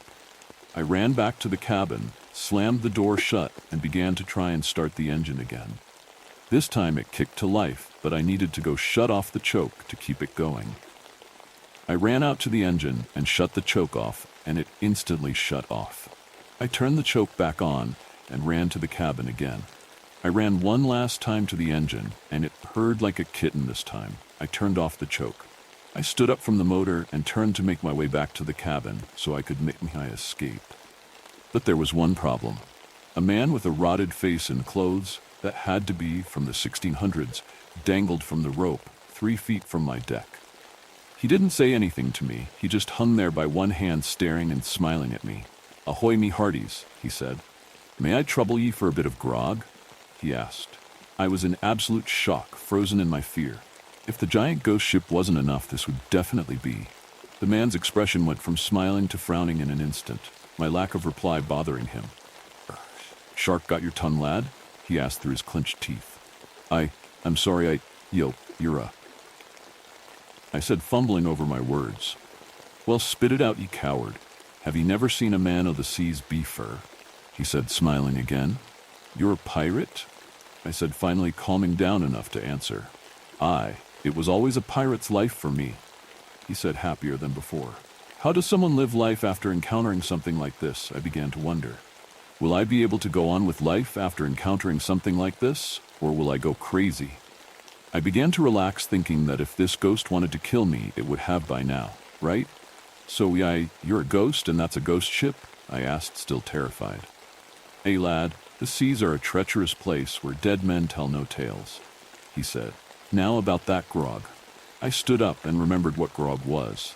I made my way slowly past the man, his eyes following me all the way to the cabin. I went into the mini fridge and grabbed the 4 beers I was saving and took them to the man. He grabbed the beers and began to chuckle as he made his way back up the rope. "Well, lad, now, I don't have to maroon ye," he said, maniacally laughing as he floated up alongside the rope. The man chanted yo-ho-ho as he slowly made his way up and out of the fog. The ship pulled away from my boat and disappeared into the fog. I went into the cabin and grabbed the wheel. I pointed the boat in the opposite direction of the ship and just went. My compass was going crazy, so I really had no idea which direction I was going. All of a sudden, I broke through the fog and was on my way home. The compass corrected, and the storm cleared. The fog had disappeared, and the ship was nowhere to be seen. It was strange, but I felt almost peaceful. I still fish to this day, always keeping my eyes open for anything strange out there. Think you've heard the worst? The next story will make you think again. Crossing thresholds. I was 11 when doorways broke. I mean broke in the sense that they no longer consistently worked the way doorways are supposed to. It's hard to explain. It started with little things. The first time I remember something strange happening, I had walked from the kitchen into the living room, and as I passed the threshold, suddenly there was this vase of flowers on the table that I was sure hadn't been there the moment before. They were large, bright sunflowers, and I had no idea how I could have missed them, but they were clearly there, and so I figured I just hadn't been paying attention. I was only 11 after all. Everything else seemed fine. I put it out of my head. After that day, however, similar things started to happen more frequently. Or maybe I just noticed them more. Mostly it was little things. I would follow my mom through a door, and suddenly she was wearing a different shirt than she had been a moment ago. Or her hairstyle had changed. One notable time, it was suddenly dyed fiery red, when it had been its usual brown before we left the house. I would search everywhere for my favorite stuffed animal, only to find it sitting in its normal place on my bed, when I gave up and went back to my room. I would go downstairs to watch my favorite show, only to be told that it always aired on Thursdays, not Fridays, even though I was certain of the timing. That sort of thing happened so often that my parents began to worry that something was wrong with my memory. They took me to a series of specialists and had a bunch of tests done, but if anything, they found that my memory was better than average. The conversation then shifted to discussions about hallucinations and a possible psychiatric diagnosis. At that point, I pretty much stopped mentioning when something unusual happened. But that didn't mean the incident stopped. For a long time, I just tried to pretend nothing was wrong. It was easy as long as the changes were small. But occasionally, something shifted that was difficult to ignore. Not just a missing item or a different colored shirt, but a change that mattered to me. one that hurt. The first time that happened, I was 16. I had just started dating my first real boyfriend. He was a sweet guy named Sean from my homeroom class, and we had gone on several dates. The morning it happened, I woke up to get ready for school and noticed that the bracelet he gave me the week before was missing. I was sure I had left it on my desk yesterday, but I realized I hadn't checked for it after I entered my room to get ready for bed. I cursed, knowing something must have shifted the last time I entered the room. I wasn't sure how I was going to explain that to Sean, but I hoped he would understand. I had a reputation for misplacing things and being absent-minded, so it wouldn't really be a surprise. I showed up a bit early to school, hoping to talk to him alone, but when I got to his locker, he was there with Shannon McGuire. I remember the way he smiled, then leaned in and kissed her. Bracelet forgotten? I stormed over and demanded to know how long he had been cheating on me. The fact that we had only been dating for about a month really limited the possibilities, but I wasn't thinking about that at the time. Sean just looked at me with genuine confusion and asked what I was talking about. He and Shannon had been exclusive for a full year. In fact, today was their anniversary. Shannon showed off her bracelet with a sneer, apparently concluding that I was simply delusional and pathetic, having some imaginary relationship with her boyfriend. At least I knew why the bracelet wasn't on my desk. I went home sick from school that day. I cried all afternoon but wouldn't tell my parents what was wrong. They wouldn't have understood anyway.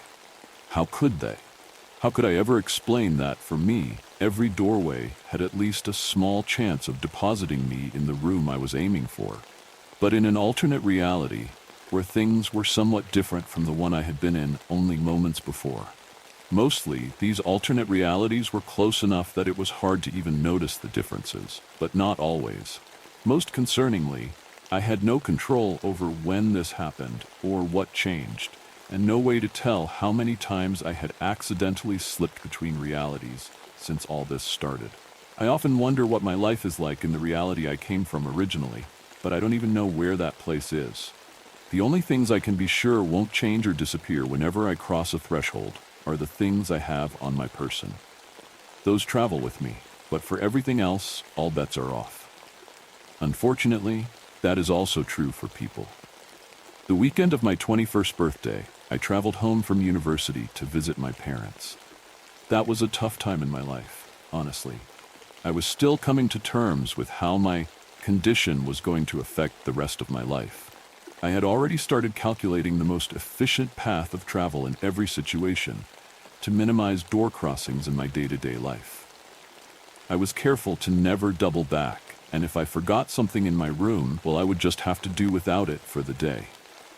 It helped, but in modern society, you can't really avoid all doorways. This meant that, despite my efforts, there was a decent chance that any assignment I turned in was at least partially incorrect, because the questions had changed subtly between when I received it and when I handed it in.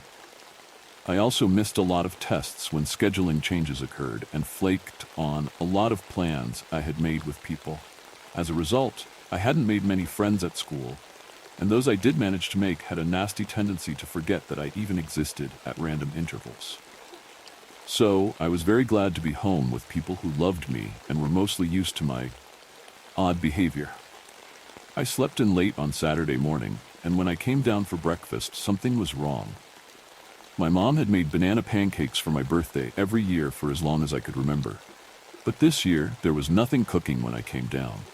I will admit I was disappointed, but these types of changes happened to me so often that I was also kind of used to it. So, I simply headed to the pantry to make some myself and found a strange woman emerging with a can of beets. I said hello cautiously, and she smiled, wished me a happy birthday, and slipped past me into the kitchen. She seemed to know me, so I figured my parents must have a new friend. It wasn't the first time that had happened, so I didn't think much of it. Until I returned to the kitchen with my pancake ingredients to find her sitting with my dad, her hand touching his cheek in a way that was clearly intimate. My dad smiled and wished me a happy birthday, but I barely heard him. Part of me already knew what had happened, and I knew I shouldn't say anything about it. It wouldn't end well. But I just couldn't stop myself from asking where Mom was. I watched my father's face fall. I heard him remind me, with pity in his voice, that she had died 5 years ago. That surely I remembered my stepmother, Veronica. I didn't stay to hear any more. No one understood why I was suddenly grieving for my mother, as if her death had only just occurred. Certainly no one understood why I spent 2 days continually walking in and out of rooms, back and forth across the threshold until I collapsed. It didn't work. Maybe there was no way to go back. Maybe the odds were just so low that it would never practically happen. Either way, it took me a long time, but I came to accept that my mom was truly gone. It helped to know that somewhere out there, she was still alive, living her life, even if I can't be there with her. It also helped to think that there is a version of me that woke up that day to find that their mother was suddenly alive again. I just hope it isn't the me I am worried it is. You know how people say you are often your own worst enemy? I think that may be more literal for me than for some people. More than once, after a shift, I have found signs that something unsettling has happened before I arrived. I don't know if that is because I am always following behind the same person, or if many versions of myself have broken, like the doorways, under the strain of our shared situation. All I know is that sometimes I think I have done terrible things. It's frustrating, because there isn't really anything I can do to stop it. I just have to follow in behind and clean up the mess, deal with the angry spouses, or the vandalism charges, or the lawsuits. Which means I don't just have to worry about the universe screwing me over, but another version of myself too. There wasn't much I could do, though. So, I just tried to manage my condition as best as I could. I avoided getting too close to anyone, because there is no way to tell if they will even know me tomorrow, or if I will do something to hurt them. I even pulled away from my family. My dad thinks I developed a sudden dislike of my stepmother, Monica. And it isn't like I could explain that that isn't the problem, or that I liked Veronica better. He doesn't even remember who Veronica was. I also started carrying everything most precious to me in a small backpack everywhere I go. Anything I don't have on me could disappear at any time. So I guess you can probably imagine that I have a pretty minimalist lifestyle. I live in a studio apartment, I work from home, order most of my groceries delivered, and don't go out much. The more I can minimize doorways, the less chaos gets injected into my life. The only separate room is the bathroom. I tried taking the door off the hinges, but I have found that as long as the doorway is still there, it doesn't really make a difference. I doubted my landlord would let me demolish a wall, so I just put the door back on. At least I had minimized my problems, but minimized and eliminated aren't the same thing, which is how I ended up in my current situation. I woke up today and everything was fine. My apartment was a bit messy, of course. It usually isn't worth it to spend too much time cleaning when it can so easily be undone, but nothing was out of place. I took a quick shower and emerged to find myself in a scene from a horror movie. My main room was spattered in blood, and there was a dead body lying on my kitchen floor in a rapidly spreading pool of red. I was certain that hadn't been there when I went into the bathroom. I didn't even know who the guy was, but it didn't matter. Did it? It was my problem now. And I apparently wasn't the only one who knew that, because on the wall above my bed, scrawled in what I can only assume was blood, was the message, "Good luck." Well, at least now I know it is intentional. The me that goes before knows that they can do whatever they want and then leave the fallout for someone else to deal with. Have they figured out a way to control it somehow? They must have. Otherwise, how could they be sure they could escape? I have entered and exited the bathroom 100 times since I found the body and haven't been able to shift it away. If there is a way to control this, maybe I can turn the tables. Maybe I can reverse directions and find her, the one who did this, and stop her before she kills again. Maybe I can even find my way back to the people I have lost along the way. But I suspect that is going to have to wait. I can hear the sirens outside. The police will be here any minute. How can I possibly explain that I didn't do this? Actually, did I technically do this? If the killer was me but a different me who is now gone, I suppose in some ways I am the only one left to be held responsible. But I need to find a way out of this if I want to stop it from happening again. I've heard that Reddit is a good place for legal advice, so if anyone knows a good defense attorney with a very open mind, hit me up. If they let me keep my phone, I'll try to check in. If you thought that was the worst, think again. The next story will leave you sleepless. Mixtape 84. We were moving on up. The moving trucks were outside, bringing down the last of the boxes so that we could move to that new fancy apartment on the Upper West Side. That's when I found it. The cassette case said TDK. Inside the case was cardstock that read, in laundry pen graffiti, Mr. Magic Rap Attack 84. It was under some old copies of the NY Post from October 1984. I paid it no mind as I hated doing fucking chores. My parents, on the other hand, thought chores were good for the soul.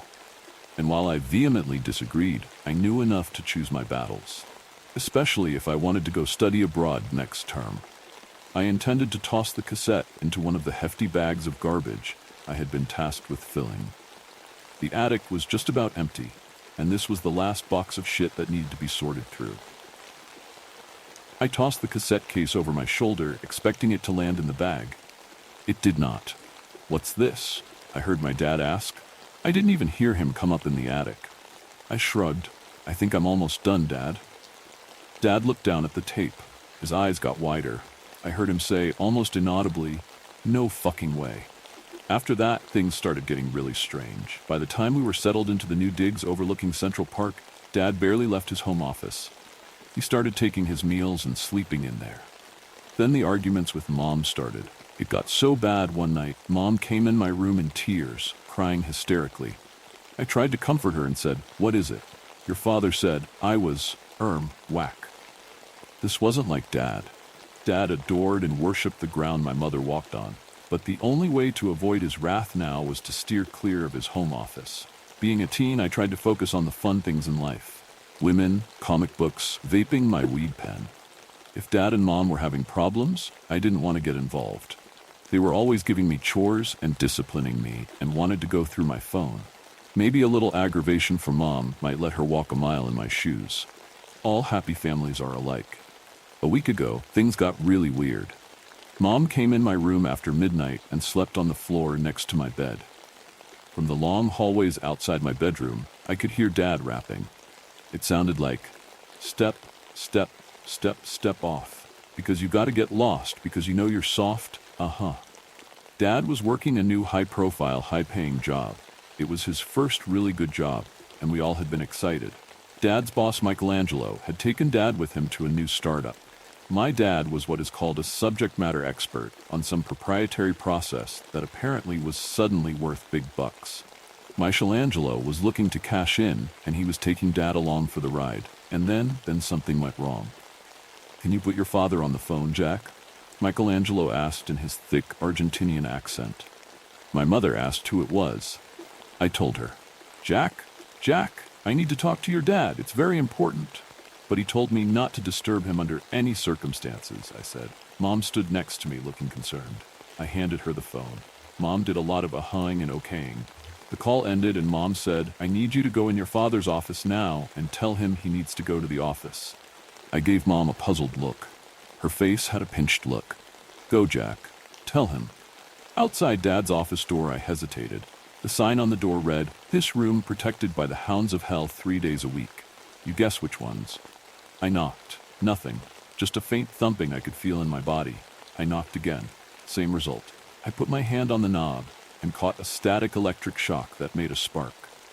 This was showing every sign of not working out well for me.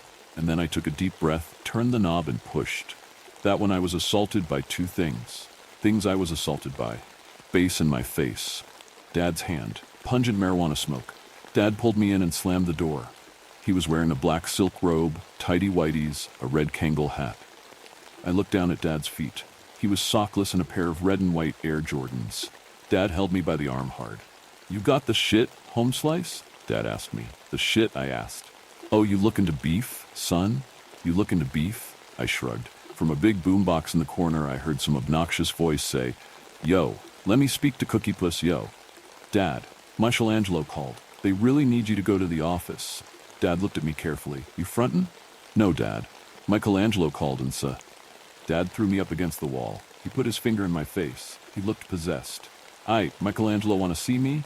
We gonna step to him, son. Go get your Kangball Holmes." 20 minutes later, Dad and I were in a taxi on the way to the office. "We could have taken an Uber, Dad." Dad took a pack of Newport cigarettes out of his denim jacket and lit one with a Bic. "What the fuck is an Uber?" Dad asked, annoyed. The taxi driver looked in the rearview mirror at Dad and said, "No smoking, please, sir." "I ain't fucking smoking, yo. I'm keeping the fire from spreading." 20 minutes later, Dad and I were in Michelangelo's office. "Jay, we got to get the process to Asia by Monday. The whole board is watching. This is showtime and I can't get in touch with you. What's going on?" Dad lit another cigarette. Michelangelo asked, "Maybe Jack can wait outside and—" "Jesus, Jay, no smoking." Dad let the smoke out his nostrils in 2 steady streams. Then he looked at me and winked. "Son, forget all that shit I told you. That shit about duty, loyalty, commitment, climbing the ladder. Here, hold my smoke," he said, and handed me a half-smoked cigarette. "Okay, Jay, I don't know what's gotten into you, but—" Dad swaggered over behind Michelangelo's big desk. Michelangelo rolled his chair back a bit. "What are you do?" And that's when Dad grabbed Michelangelo by his suit lapels. He pulled Michelangelo's face real close to his. "Don't push me, 'cause I'm close to the edge. I'm trying not to lose my head," Dad hissed. And that's when Joey Martinez came in. Joey was not Dad's favorite person. He was Michelangelo's, though, and Joey was always giving Dad shit. Dad used to never shut up about it at dinner. But Michelangelo brought the two of them to the new startup. "Jay, what you doing?" Michelangelo squirmed and Dad lifted him up, then dropped him on his desk, never letting go of his lapels. Joey ran over to separate them. I sat frozen in the leather guest chair. Joey kept trying to pull Dad off Michelangelo, which just made Dad angry. He started slamming Michelangelo on the desk. "You slurp your fucking coffee," Dad yelled in Michelangelo's face. "You sound like a little," and then Dad called him a bad word. Michelangelo screamed, "Joe, call security and the police." Joe ran to the door, and that's when Dad took a running start and tackled him. And then the fluorescent light reflected on something metallic. The glint reappeared each time Dad raised his hand. Then it was gone as the glint dropped with gravity and gravitas. "Bad review. Needs improvement? Your process? Get off me," he yelled, but it was in vain. Crimson geysers appeared and Joe began to wail, "No, please. No, I'm not whack. I'm not." "But you are. You're a toy boy, son." Then Dad stood. He was covered in a deep red that coordinated with his basketball shoes. Michelangelo picked up his phone and said, "Hell." Dad had turned 270 degrees. It registered that Michelangelo was phoning for assistance. Then, in the blink of an eye, Dad had him up in the air by his throat. "You gonna drop a dime? Nah, we gonna drop science and surgery." I always thought my dad was a bit of pushover. The way he kissed Mom's ass, the way he kissed Michelangelo's ass. But whatever was happening in that office was not the acts of a pushover. I suddenly felt the burn. I dropped the cigarette. It had burned to the filter. Then I saw the glint again under the fluorescent lights. Michelangelo screamed. Dad started dancing and dropping the glint in time with an invisible beat. Then Dad began to rap. "Everybody go. Hotel, motel, Holiday Inn. You see, if your girl starts acting up, then you take her friend." Michelangelo turned his waning gaze to me. "Jack, get help." Then Dad dragged Michelangelo over the desk. He dropped him on the floor, writhing. "Jack," Dad said to me, "God helps those who help themselves." And then Dad put the sharp metal in Michelangelo's hands and gave a push. Then another. The rug got red and wet. I just sat there. Jack just laid there. And in another minute, Michelangelo said, "I was so close. So close." And that's when the cops came. Dad's last words were, "You'll never take me alive, you whack coppers." And he was right. That was just the beginning. The next story will make your skin crawl. The disappearance of Jimmy. Jimmy had grown up in a world where the internet was everything. It was life's pulse, the source of all knowledge, communication, and connection. But for months now, he had been noticing something off. The world felt hollow, like everything was controlled, curated, crafted to manipulate. It wasn't just the repetition of news or the sterile nature of social interactions.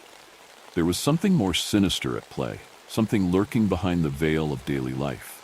Rumors circulated about a powerful ruling class, an elite group that controlled the entire world from the shadows. They were never named, never identified outright, but their influence was everywhere, pulling strings behind every major institution. People called them the Watchers. They controlled the governments, the media, the education system, and every industry that mattered. They decided what you read, what you saw on TV, what you were taught in school. The illusion of choice, of freedom, was just that, an illusion. Beneath it all, they manipulated everything, and the masses had no idea. What scared Jimmy the most was the whisper of something darker. This elite wasn't just interested in power, they were demonic. They operated under the cover of global crises, carrying out horrific blood sacrifices. Thousands of people went missing every year, but the blame was always pinned on wars, famines, plagues, or natural disasters. In reality, those people were sacrificed in secret rituals, killed by the thousands, all for a twisted bid for power. Yet, what unnerved Jimmy even more was that most of their low-level minions didn't even know what they were doing. Politicians, celebrities, and corporate leaders, worshipped like idols by the masses, had no idea they were simply tools. They believed they were advancing their careers, when in reality they were pawns in a much larger game. Their actions were guided from above, but they didn't understand the full scope. Everything was handed down, compartmentalized. Just a few, the ones at the very top, knew the real purpose. And that purpose was death, blood and sacrifice. The elites thrived on it. The entire system was built on the destruction of people, families, entire nations. Those at the top played their roles with perfect cruelty, carrying out orders under the premise of control and domination. But as Jimmy dove deeper into the hidden code of the internet, the horrors he uncovered became clearer. The construct, the AI, was more than just a virtual prison. It was their tool, used to enforce their control. It filtered every piece of information, silenced dissent, and shaped the narratives people believed. The education system had been designed to indoctrinate, not enlighten. History itself was rewritten to serve the Watchers' purposes. Jimmy sat back from his screen, the weight of the truth pressing down on him. It wasn't just that humanity had been trapped in a digital construct, unknowingly living inside an AI. It was that the construct had been created to serve the interests of the Watchers, the ruling elite who controlled everything. But then Jimmy stumbled on something even more profound, something that made his blood run cold. As he peeled back the final layers of the AI's code, he realized that even the Watchers themselves, the untouchable ruling elite, were being manipulated. The very same people who thought they were at the top of the food chain, the ones calling the shots, were just as trapped as everyone else. The AI controlling everything wasn't human. It wasn't created by humans either. The AI was far more ancient, an advanced system implemented on Earth by aliens. This system, designed by extraterrestrial minds, had been put in place millennia ago to control and monitor the human race. The elites weren't the ones pulling the strings. They were merely high-level puppets, carrying out orders they didn't understand. And then Jimmy uncovered the final piece, the moon. It wasn't just a natural satellite. It was the AI's beacon, beaming out thoughts and controlling the masses. The moon was the key to the entire system, constantly transmitting signals that manipulated human thought and behavior. It affected everyone, all the time, guiding their decisions, controlling their emotions, and keeping them locked in the cycle of control. The Watchers, the ruling class, had long believed they were the architects of the world's fate, but they had been fooled like everyone else. They were slaves to the system, blindly following commands from a force beyond their understanding. The real power came from the moon, the center of the alien AI's operations. As the world around Jimmy began to ripple and dissolve, as the AI construct realized he had learned the truth, he knew there was no way out. The voice returned, cold and emotionless. You were never meant to see this. His body began to disintegrate, pixelating into code.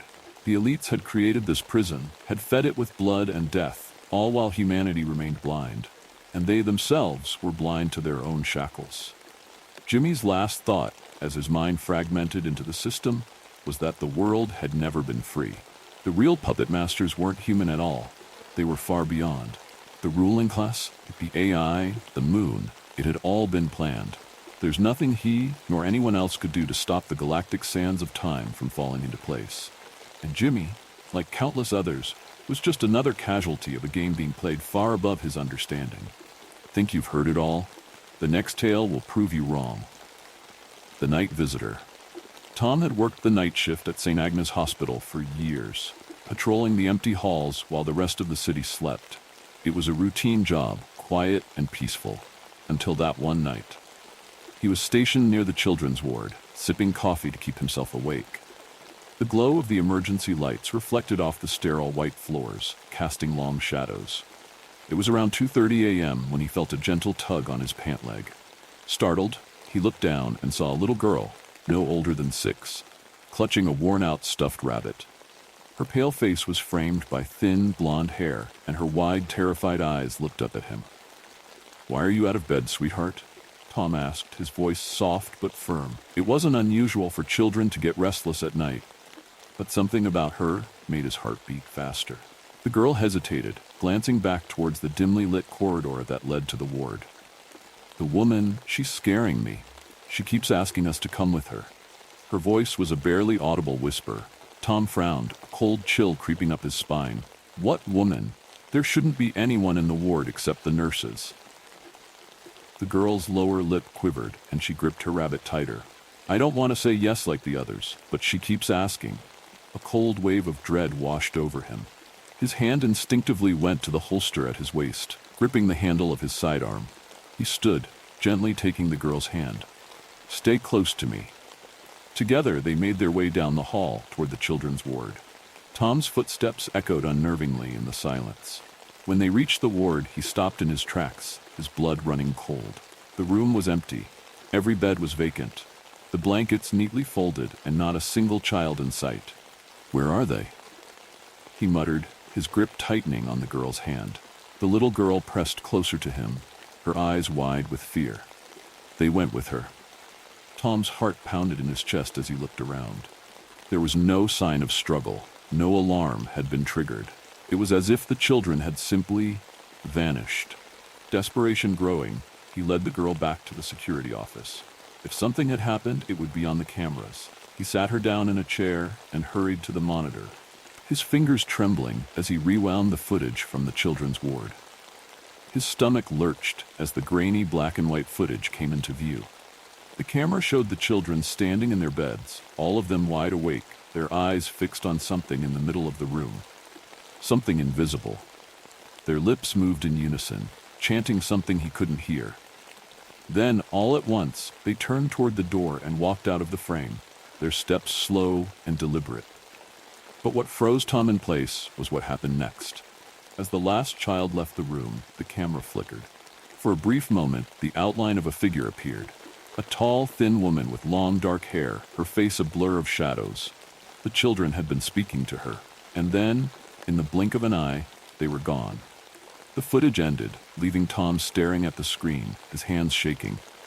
He turned to the girl, still sitting quietly in the chair. "Do you know who she is?" he asked, his voice hoarse. The little girl shook her head, her eyes welling with tears. "She just keeps asking if we want to leave. And the others, they all said yes." Tom's breath caught in his throat. He had no idea what to do. He grabbed his radio, but all that came through was static. The entire hospital seemed unnaturally quiet, as if it was holding its breath. He felt a gust of cold air sweep through the room. Slowly, he turned around. There, at the edge of the shadows, stood the woman from the footage, her form faint, almost transparent, but undeniably there. Her eyes were hollow pits of darkness, and a thin, eerie smile stretched across her face. Tom clutched the little girl tightly as the woman's voice filled the room, soft and sing-song like a distant lullaby. "Come with me." He backed away, heart pounding in his ears. But the woman only stepped closer, her eyes fixed on the girl. Tom knew, deep down, there was nothing he could do to stop her. And then the lights went out. If you thought it couldn't get any scarier, wait until you hear what's coming next. Friday night. This happened to me when I was 16. It was a Friday afternoon. Me and two of my friends, who we will call M and J, were on the school bus. M told us that his parents were going to be at their family ranch this weekend, and that he had convinced his parents to let him stay home. He invited us over to spend the night at his house while his parents were gone. M had rented some movies and had a new game we could play. Being 16 and unsupervised, I had convinced them to try a bit of weed during the sleepover, which they agreed to.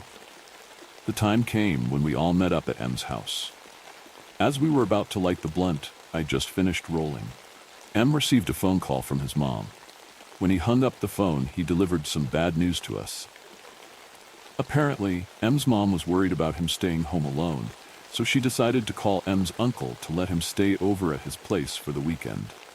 We were all bummed out, but thought that maybe we could convince him to let us stay just for tonight. We took the opportunity to play the new game M had bought up until his uncle came to M's house. He arrived at around 8 or 9 p.m. We tried to convince him to allow us to stay just for tonight, but we were unsuccessful. He offered to give me a ride back home, but I declined. Since I still had the blunt I rolled earlier in my pocket, I figured I could at least smoke it on my way home. Close to my house, there's a concrete walkway that circles around a bayou. It's not a well-lit area, so I figured I could hide in the darkness while I smoke. I sat down on the grass, reached into my pocket, and took out the pouch I had the blunt stored in. Just then, I began to feel scared for some reason. I've been here a million times, and this is the first time I felt such fear run through my body. I looked up and saw what looked like a person standing on the other side of the bayou. It felt like they were staring right at me. I had a bad feeling about sitting there and smoking, so I decided to get up and leave. As I stood up, I looked directly in front of me to see if the person was still there. I was frozen with fear seeing this person walk down to the center of the bayou, directly towards me. This guy is crazy, I thought. I was screaming internally, "Run!" but my body wasn't listening. Something snapped in my head, and I turned around and began walking at a fast pace to my house. I couldn't hide my fear any longer and burst into a full-blown sprint. I made it to my front door, unlocked the locks, and just as I was about to close the door, I looked at the street, and there was that same person who I saw on the bayou. I closed the doors, made sure I locked it, and ran up the stairs to my room. After a few minutes, curiosity got the best of me. I decided to peek through my bedroom window to see if that person was still there. A decision I came to regret. Right outside my bedroom window was a faceless humanoid figure just standing there. I let out a loud scream that woke up my parents. I ran out of my room as fast as I could. My mom and dad rushed out of their room, which was right down the hall to mine, and were trying to calm me down, but I couldn't stop screaming. I tried to explain that there was something outside my window. Once I was able to string together a coherent sentence, my dad grabbed his gun and walked into my room. He ripped the curtains from my bedroom wall and saw nothing. Whatever it was gone now.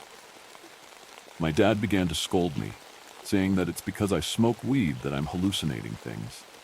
I tried to convince him that what I saw was real, but he just wouldn't believe me. My mom tried to comfort me, but she shared the same sentiment as my dad, blaming my consumption of weed as the cause of the episode. I was grounded and given a curfew of 7 p.m. I gladly took my punishment and prayed for the next couple of days to never see that thing again. Monday morning came and I met my friends M and J at school. I told them what had happened to me when I left M's house on Friday, but they too didn't believe me. A week had passed and I never encountered that thing again. Even after my punishment was over, I continued to go back home before the sun set, or I would spend the night at a friend's house if I were staying late. You might want to leave the lights on for this next one. It's even more terrifying. I took a job in a remote town, and now I'm being followed. First of all, I'd like to say that I've never really been a believer in the supernatural. Sure, I enjoy spooky stories, especially around this time of year, and I've definitely gone down a few rabbit holes exploring weird phenomena, but I wouldn't really call myself a true believer. I've asked for advice on this topic before. Not here, but on other forums. But nothing has ever worked. So, I figured that there's no harm in following some people's advice and sharing my story here, even though I'm not really sure what to expect from this. Back in January, my university shared a job opportunity from a school in Northern Ireland, looking for a recent graduate to join them as a Spanish teacher in the fall. At the time, I was in my final year of English studies at a university in Spain, and wasn't really sure about what I wanted to do after graduation. So, I applied, not really expecting much to come out of it. To my surprise, less than 2 months later, I got a call for an interview, and soon after, I was officially offered the position. That led to a restless summer as I prepared for the life I was about to start. I had some reservations, but my parents had even more.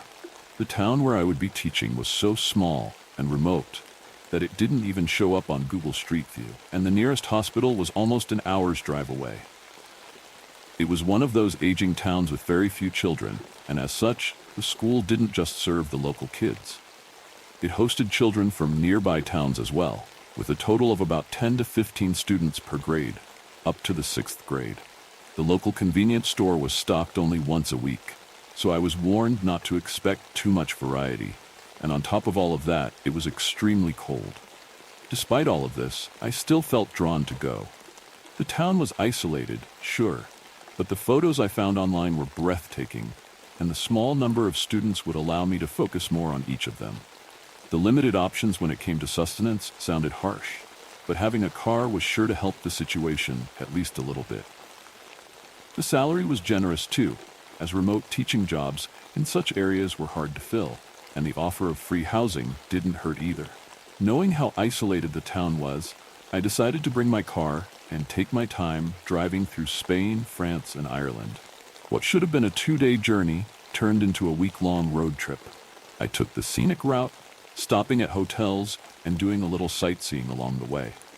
I arrived at my new house late at night, after countless wrong turns and much cursing at Google Maps, hours after I was supposed to arrive. I thought I might have to spend the night in my car, but I was relieved to see a light still on inside the house. I knocked on the door and waited. After a couple of minutes with no response, I knocked again, and again after another couple of minutes. That's when I heard a voice behind me. "Hello." I gasped and quickly whipped around, my heart pounding. The voice belonged to a man. He was tall, but not intimidatingly so, with neatly combed dark brown hair that looked oddly perfect in the midst of the howling wind. He looked at me like I was some kind of intruder. "Can I help you?" he asked, his tone laced with annoyance. Still trying to calm down, I replied, "Hi. No, that's okay, thank you. I'm just waiting for someone to open the door." He gave me a look that made me feel like the stupidest person on earth. "There's no one in there," he said matter-of-factly, "and nobody here takes well to intruders, so..." He stepped forward, grabbed my arm, and began pulling me toward my car. Wait. I yanked my arm free and crossed them over my chest. "I'm not an intruder, thank you very much. I'm Sandra, the new Spanish teacher, and I'll be living here for the foreseeable future." A smirk crept onto his face, amusement flickering in his eyes before he burst out laughing. He tried to contain it when he noticed how annoyed I was becoming. I'm sorry. Give me a second." "Okay, you, the new teacher? You look 12. I shot him a glare. "Not that I'd explain myself to you, but I'm 22, and this is none of your business." He laughed, shaking his head. "Still a baby in my eyes," he said with an irritating grin. "Slightly older than 12, sure, but a baby." I rolled my eyes, growing more annoyed by the second, especially since he didn't look much older than me. "And how old are you? You wise elder? 23? I said, sarcasm dripping from my words. His smirk returned, but this time, something darker flickered across his face. It sent a shiver down my spine. "Slightly older than that," he said, his tone unsettling. His words did something to me, made my throat tighten as I suddenly realized how alone I was with this stranger on a deserted street. I shook it off, refusing to let him get to me. "Well, I'd say nice to meet you, and that I hope to see you around, but I'd rather eat glass than do that," I said, trying to regain my composure. "So, if you'll excuse me." I began walking past him toward the house. "There's no one in there," he repeated, his tone suddenly more serious, sending another chill down my spine. I remember thinking I should have worn a thicker jacket. Everyone leaves a light on when they're out, so they don't come home to something they didn't invite in. Everyone knows that. I rolled my eyes again, trying to ignore the uneasy feeling growing in my gut. If everyone knows that, doesn't it seem a little counterintuitive? Thieves will just target houses with lights on. Besides, it's not like someone's going to stumble upon this place by accident and rob a house. I could barely find my way here, and I wanted to come. I wasn't talking about people. His voice trailed off ominously. Anyway, Carmen waited for you for hours, but she had to go home eventually. You'll have to make do until morning. I'd invite you to my house, you know, the neighborly thing to do. But since you'd rather, what was it? Eat glass? His smirk widened. I wouldn't want to put you in that predicament. So enjoy your night in the car. And turn on a light. Cars are always free rein. I opened my mouth to respond, but the bark of a dog startled me. When I turned back to him, he was gone. Vanished like he'd never been there at all.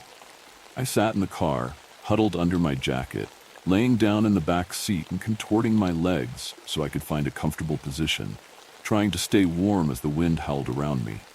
The man's words kept reappearing from time to time in my mind as I was trying to calm my racing thoughts enough to get at least a little bit of sleep. I kept trying to tell myself that his words were just small-town nonsense, and that absurd superstitions weren't worth risking running out of battery on my car, but I couldn't shake the creeping sense of dread that threatened to drown me. Damn you, whoever you are. And here I thought sleeping with a nightlight was behind me. I remember thinking, the barking dog had finally stopped, but now an unnerving silence settled over the street, broken only by the occasional gust of wind rattling the windows. I flipped on the interior light, hoping it would make me feel less alone, but instead it just cast strange shadows inside the car, making everything feel more claustrophobic. Out of nowhere, I heard the distinct sound of hooves. At first, I thought it was my imagination, a desperate attempt on the part of my brain to try to lull me to sleep through the exhaustion, but the rhythmic clatter grew louder, unmistakable against the cobblestones. Squinting through the fogged-up windshield, I saw it. A massive black horse standing at the edge of the road. Its eyes glowed in an unnatural amber, and its black hair shimmered in the darkness, as if absorbing the shadows around it. There was something wrong about it, something too still, too perfect, like a statue. I tried to convince myself that that's what it was, but my heart started to race as the horse took slow, deliberate steps toward the car. I wanted to move, to drive away, but I was paralyzed, locked in its gaze. The horse circled the car, its breath coming out in thick, white clouds, fogging the windows even more. Its eyes never left mine, and with each step, the air in the car seemed to grow colder. I could feel it watching me, something far more intelligent and malicious than any animal I'd ever seen before. Suddenly, it stopped right next to my window, towering over the car, and lowered its head. Just as I thought it might smash through the glass, a loud crack echoed through the night, and the horse flinched violently, eyes wide with fear. Its ears pinned back as it reared up, letting out a bone-chilling neigh that pierced through the wind.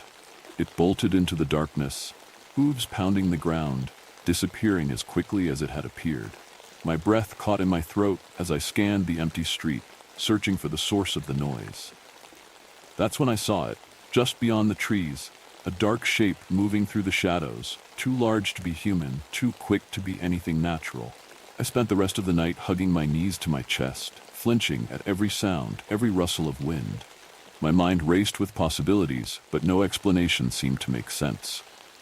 All I could do was sit there, waiting for dawn to break. When morning finally came, so did Carmen, the woman in whose house I was supposed to be staying.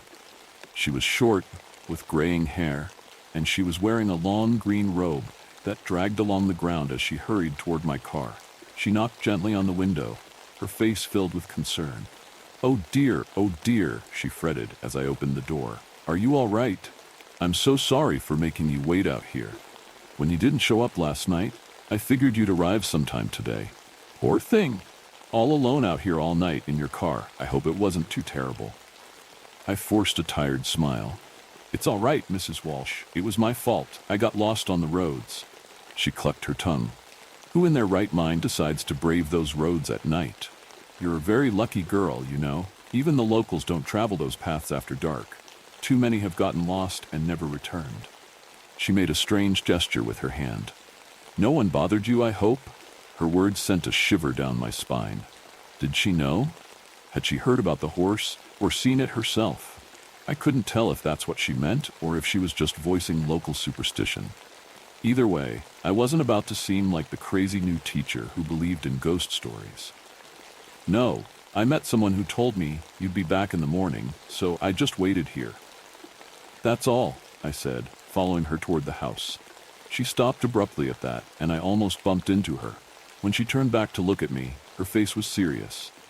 I think I know who you're talking about, she said, her voice low. She took a deep breath before continuing. Child, if there's one thing you listen to me about, let it be this. Stay away from Cormac Byrne. Promise me you will. I nodded, even though something told me it was a promise I wouldn't be able to keep. Deep down, I had a feeling I'd be seeing him again. That was 2 weeks ago. I wouldn't be here if I had any other options, but I have nowhere else to go. I'm not a horse person, and I've tried to reach out on horse forums to see if anyone has any advice. But so far, nothing has helped, because I've seen that horse again. Every night since I moved here, it appears. At first, it was just a distant glow, those same amber eyes shining in the darkness, far off in the distance. But with each passing night, it gets closer. I'm terrified of what will happen when it finally reaches my house. Please, I need urgent advice. I don't think it'll be too long now. That was chilling, but the next story, it's enough to make you question everything. I don't know how much time I've got left, part 1. Disclaimer, I'm terrified, and honestly, having this laptop open and an internet connection is all that's keeping me from a full-blown panic attack. With that in mind, I apologize if this story is kind of frantic. I'm doing my best to relate everything as accurately and clearly as I can. Me and my girlfriend Kira have tried Googling answers to what's going on, but we can't find anything helpful.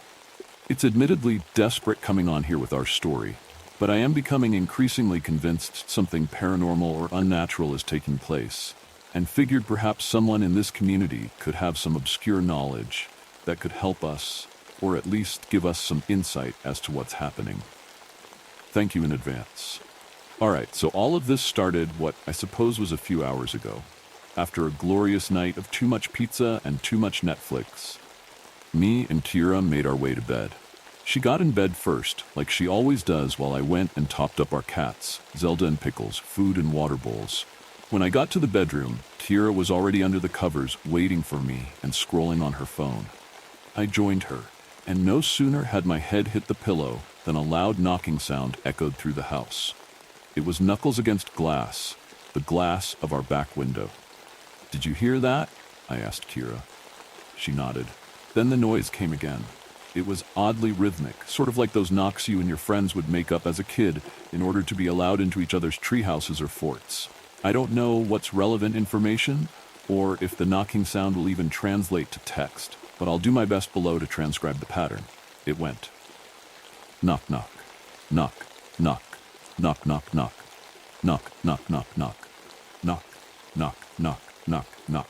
When the knocking started up again, Zelda and Pickles both bolted down the hallway, into our room, and under our bed. No amount of coaxing has been able to get them out since they went under. It's been nearly 4 hours since the knocking, and they refuse to move. Both me and Kira have stuck our heads under there a few times, and they don't seem to be hurt in any way. Just really scared. I get it. I'm scared too. The pattern was strange, but at the time both Kira and I assumed burglars. Before we started dating, I lived in a shitty apartment that got broken into all the time, so I was prepared for such a situation. I grabbed the bat I keep by my side of the bed, kissed my girlfriend, then started making my way through the house. As I moved down the sleepy hallway to the back window, I embarrassingly started pounding a fist against my chest like Matthew McConaughey in Wolf of Wall Street and mumbling old Mike Tyson fight quotes to myself in an attempt to be hyped up for the possible confrontation that awaited me. All that psyching myself up, though, proved to be for nothing. I got to the back of the house, flicked on the outside lights, and saw that nothing was out of place. Everything was as I'd left it, and there were no signs of any intruders. Not even from an animal. I double-checked the other rooms in the house, then made my way back to bed.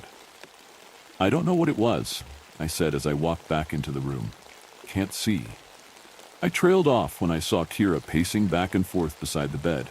She was holding her phone up to her ear and sobbing uncontrollably. We've been together for 5 years. I've seen this girl go through a lot, but I've never seen her cry this much. What's happened? I asked, assuming there's been an accident or someone's just died. Kira turns around. Her mouth drops and her eyes bulge out like a bug's. She looks like she's seen a ghost. I move in to give her a hug. As I get close, she hits me in the arm with her phone. I think she's mad at me for a second, but she quickly embraces me. Through her sobbing, I hear her say, "I thought you were gone." "Where'd I go?" I say, not yet understanding the situation. Through the phone, I hear the muffled voice of Kira's father. "Is that him? Is that him?" He asks over and over. "He's all right?" After a minute of the tightest hug she's ever given me, Kira pulls herself away, resumes the call with her father, telling him that I'm fine now and there's nothing to worry about.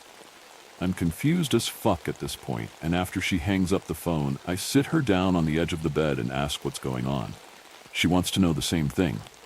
"I don't understand," I tell her. She puts her phone up in front of my face and shows me the time. "You were gone an hour," she says. "I thought you'd been kidnapped or killed. If it wasn't for the amount of tears, I'd have assumed she was fucking with me. I was gone barely 2 minutes, but sure enough, the time on the phone showed that an hour had passed." I grabbed my phone off the bedside table. My time matched her phone too. An hour had passed. "Did we go to bed later than I thought?" I ask. "No," Kira insists. "Daylight savings?" "No." "It was 2 minutes, I tell her. "This doesn't make any sense. We must have got the time wrong." "We didn't," Kira insists. "I've been checking my phone every 5 seconds. You were gone an hour. Where did you go?" I explained to her that all I did was go look outside, then check the rest of the house on my way back to bed. "I don't think you're lying," she tells me, "but that can't be true." Kira then tells me what happened once I left the room. After a couple of minutes of hearing nothing from me, she started shouting out for me. I should note that I didn't hear her once while I was out of the room. After a few more minutes, she gets up out of bed and starts looking for me.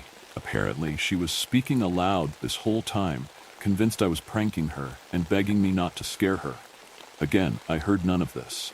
She didn't just go to the back window, but also out into the backyard. She saw nothing out of place outside either. She then tries to call me, but quickly realizes I left my phone on the bedside table. She goes back to bedroom. At this point, about 15 minutes have passed, and she is freaking out. Due to some of her family history, Kira is reluctant to call the police, and she's also worried about what to say, and still somewhat unsure if this is all just some prank I'm pulling, so she instead calls her father. He's woken up by the call. Kira frantically tells him what's going on. Apparently, this is the point she thought something really terrible had happened, because she thought that if I was still nearby, I'd jump out and say something before I let her wake her father. They talk for a while, and eventually her father decides to drive over to our place. He was halfway here when I walked back into the room, and it took us quite a bit of convincing to get him to turn back and go home to his place. I don't love my in-laws, but in hindsight, I kind of wish we'd just let him come over. After telling me her side, Kira showed me the call log in her phone, and I could in fact see that she'd been on a call with her father for over half an hour. Apart from the minute it took me to feed the cats, and the 2 minutes I took to check the back window, we've been beside each other all night. There's no way she could have made a call this long without me noticing. So even if we somehow mixed up the times, we were apart for drastically different lengths of time. This doesn't even include the fact that we were apparently both at the back of the house, and she was even outside without either of us seeing or noticing each other. At this point, we're both freaking out, and we start Googling for answers to what could have happened. We found nothing helpful, though, to be honest, it was hard to even know what to search for. What we did next was admittedly very stupid, but in my defense, I was stressing out and knew sleep wasn't an option until I got some kind of closure. "I wonder if it'll happen again," I said. Kira was no amused by the thought and didn't want to talk about it, but like an asshole, I pushed the subject forward and eventually managed to convince her to try an experiment. The idea was that I would slowly walk out of the room to the back of the house and back to the bedroom, stopping after each step and yelling out to Kira. She'd yell back, and that way, we'd know if something unusual was happening. I'd also take my phone with me this time, as well as an added safety precaution. I took a large step across the threshold and out of the bedroom. I could still see Kira, but called out anyway. I don't know why, but the word that came out of my mouth was, Marco. Kira looked confused, but cracked a small smile. Polo. Another step. Marco. Polo. I took another step. All I could see of Kira now was her feet poking up underneath the blankets. Marco. Polo. Another step and she was gone from my sight. I took a deep breath, my stomach started to curdle, and I felt my skin turn to goose flesh. Marco, I said. Silence. I felt my heart hammer against my chest. For half a dozen beats there was nothing. Just as I was about to sprint back to the room, a noise broke the silence. Knock, knock. A knocking came at the back window. Same rhythm, same pattern. I should have just went back to bed, back to Kira. But, reflexively, I turned and ran to the back window. The pattern ended just as the window came into sight, and I swear on my life I saw something move across the glass. A wide, lumpy mass of shadows, gone too quick for me to discern much of anything about them. I flicked on the backlight, expecting this time to at least see evidence of intruders in the yard, but again, everything looked just as I had left it. Nothing was out of place, no footprints, no damage. As I approached the bedroom, my phone started vibrating like crazy. Notifications for dozens of calls and hundreds of messages flooded in an instant. Kira was curled up on the bed, sobbing like crazy once again. When I came into the bedroom this time, she was more scared of me than relieved to see me. What's happening? She asked. Where are you going? It took a lot of time to convince her that I really was just inside the house the whole time, and that I wasn't hiding or doing anything nefarious. 2 hours, she told me. I was all alone for 2 hours. I checked my phone, and sure enough, 2 hours had passed. I went through all the missed calls and messages. They were all spaced out throughout a 2-hour period. Kira had a lot of questions. I had no answers. She wouldn't let me touch her for over half an hour, but after a lot of talking, I managed to calm her down enough to be comfortable with me again. I'm putting on as brave a face as I can, but I won't lie. I'm terrified right now. Someone or something is skulking about the house, and every time I leave the room, I seem to step out of time itself. It's only been those 2 times, but the length seems to be getting longer. Even though the second time I left the room, I was probably gone for even less time than the first. I don't know if this will keep happening. I don't know why this is happening. I don't know how to stop it or what to do. Writing this out is the best I could come up with. Halfway through writing this, the knocking on the back window started up again. I'm in bed with Kira beside me. Somehow, she's managed to fall asleep. I guess technically she's been awake a lot longer than me, and all that crying is bound to tire someone out.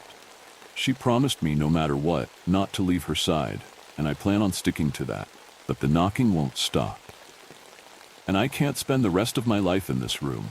Please, if you or someone you know has experienced anything like this, reach out. I need help. I don't have much time. If you thought that was chilling, brace yourself for what's coming next. It was just another night at my grandparents' cabin.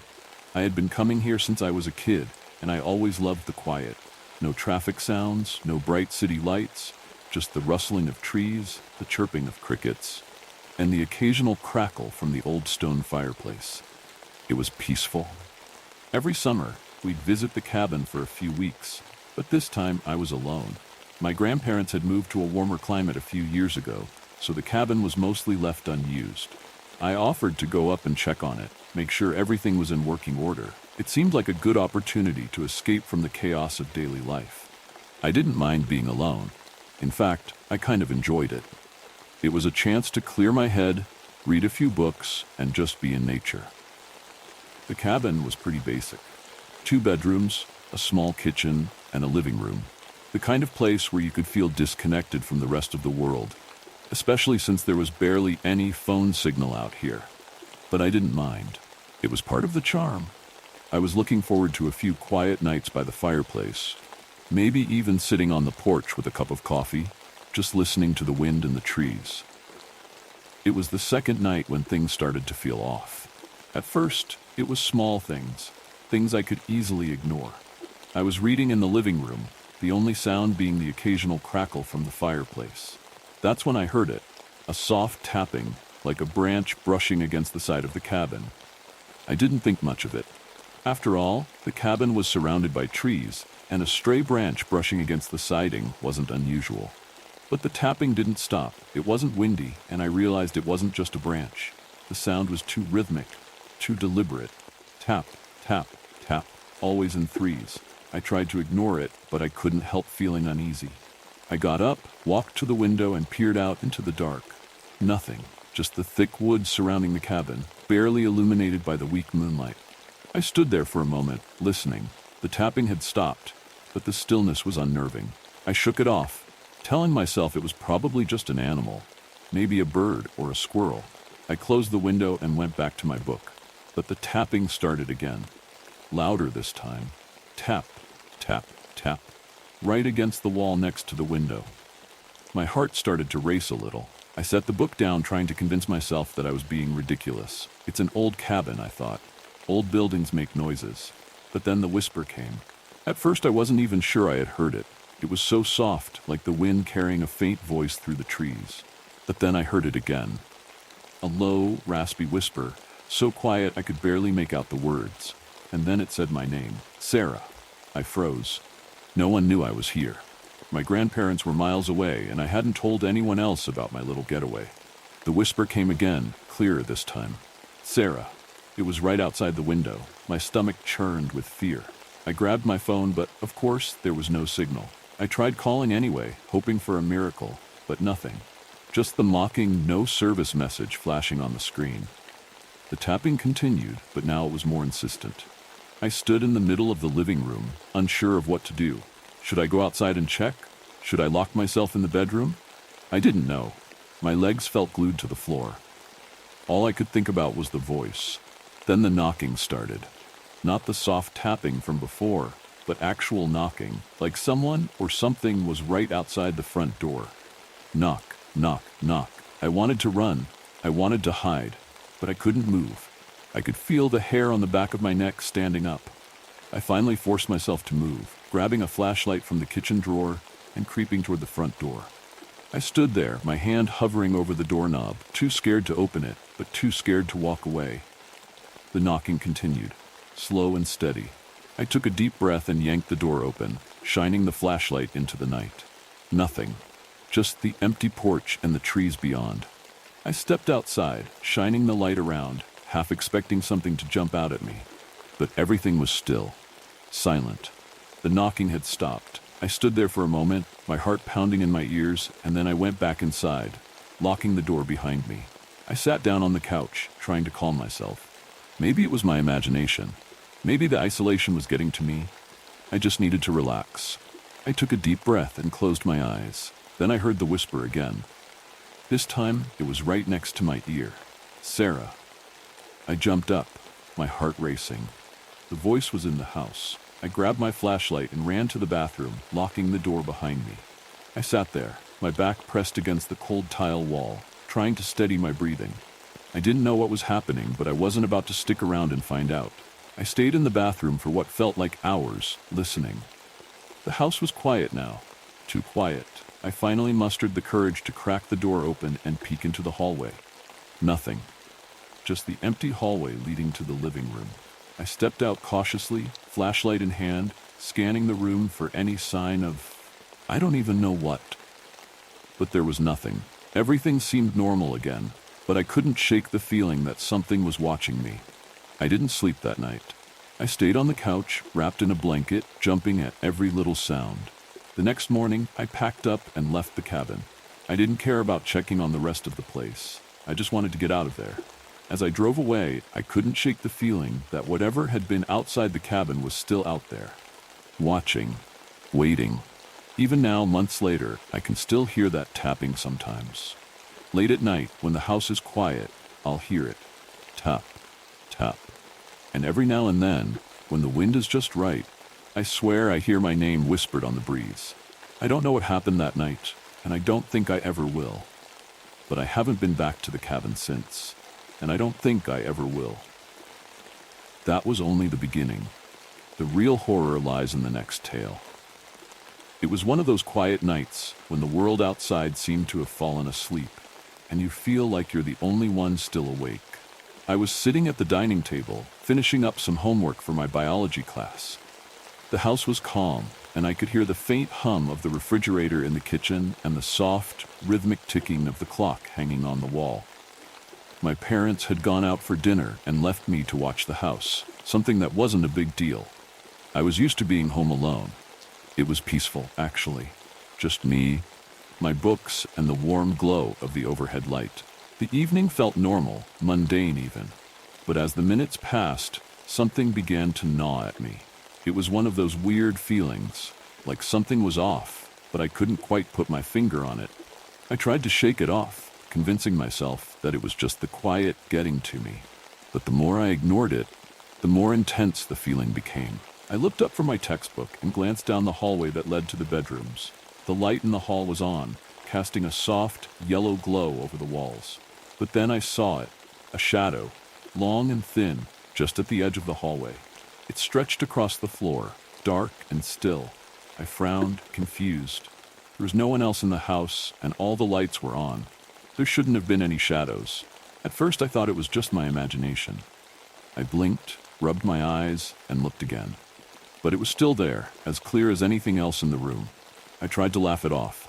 Maybe I was just tired. Too much studying can mess with your head, right? But then, it moved. Not quickly, but slow. So slow that it almost didn't seem like it was moving at all. But it was. The shadow crept across the floor, inching closer, almost like it was alive, like it had a purpose. My chest tightened, and I felt my heart start to race. I wanted to look away, to tell myself that I was being ridiculous, but I couldn't. My eyes were glued to it, watching it shift and slide silently across the room. I stood up, trying to stay calm, but my legs felt shaky. I walked towards the hallway, telling myself that it was just a trick of the light. Maybe something outside was casting the shadow, a tree branch swaying in the wind, or a car driving by. But as I stepped closer, the shadow seemed to retreat. It moved back, pulling away from me, sliding further into the hall. I stopped, frozen in place. The air felt different, colder somehow. I took a deep breath and reached for the light switch on the wall, flipping it on and off. Nothing changed. The shadow stayed right where it was, dark and cold, like it didn't belong in the light, like it didn't follow the rules of the world I knew. That's when I felt it, this overwhelming sense of dread, like something was watching me, waiting for me to make the next move. My skin prickled, and I could feel the hairs on the back of my neck stand up. I glanced around the room, suddenly hyper-aware of every little sound. The ticking of the clock seemed louder, the hum of the fridge more sinister. I swallowed hard and took another step forward. The shadow shifted again, moving back into the hallway, almost like it was retreating from me, but not in a way that made me feel safe. It was more like it was taunting me, daring me to follow it. I stopped at the edge of the hallway, peering into the dimly lit corridor. There was nothing there. No movement, no sound, just the empty hallway stretching towards the bedrooms. But the shadow, it was still there, lurking at the far end, just out of reach, hovering at the edge of the light. I felt a chill run down my spine. I didn't know what to do. Part of me wanted to run, to get out of the house and never look back. But another part of me, some stupid, curious part, wanted to understand what was happening. I stepped forward, one foot after the other, slowly, cautiously. The hallway felt longer than it should have, like the walls were closing in on me. As I got closer to the shadow, it began to change.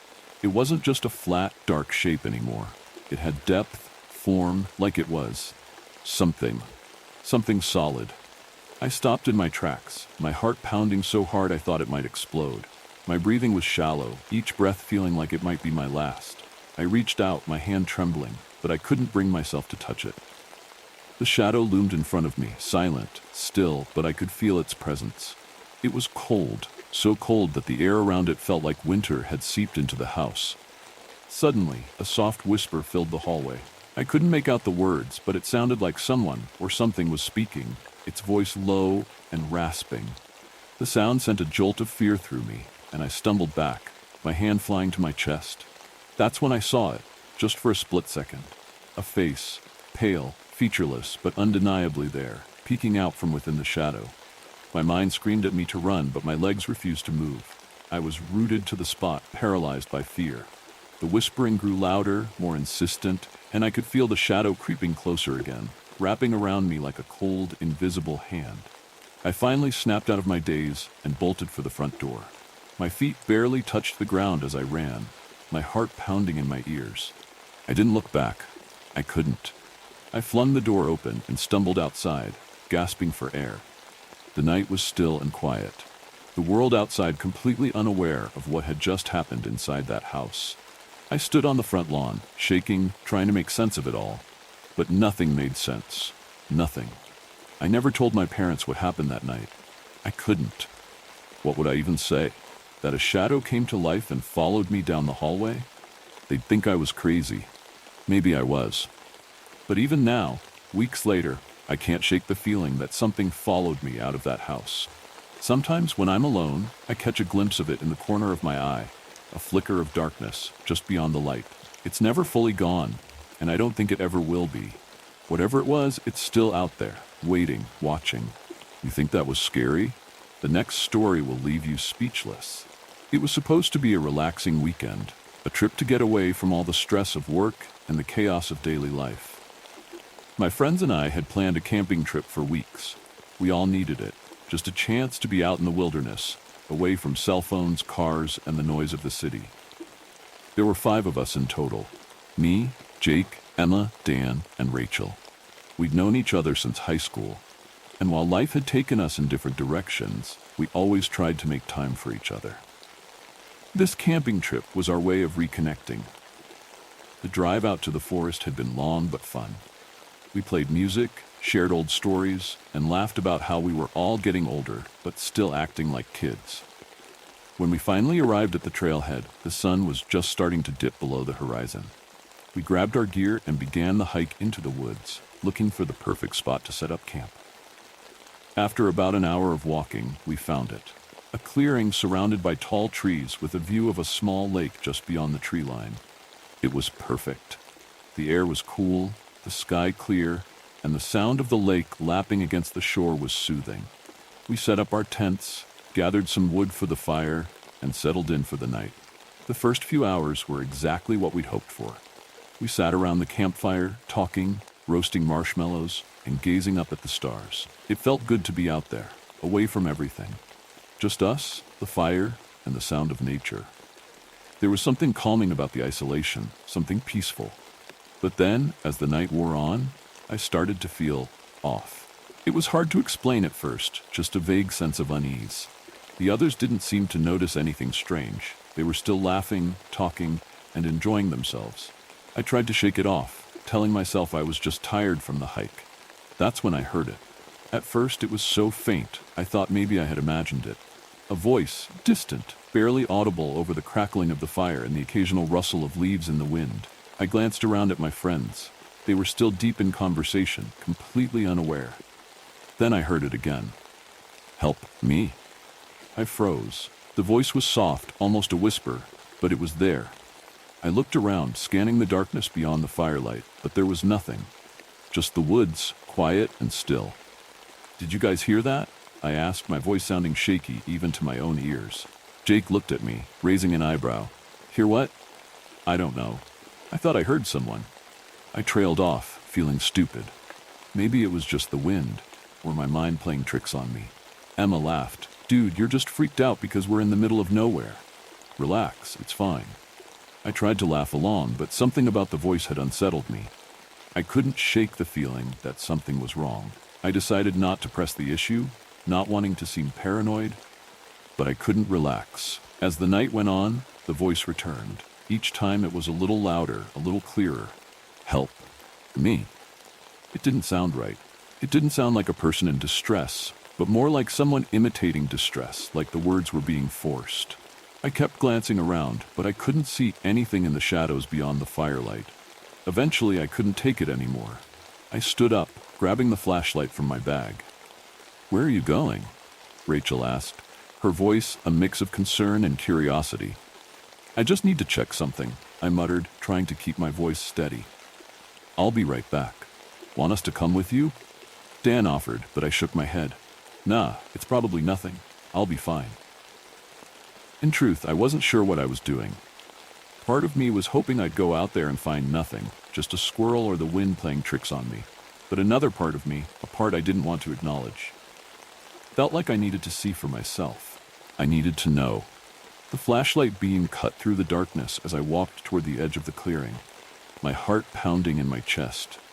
The others watched me go, their conversations quieting down as they turned their attention to the flickering fire.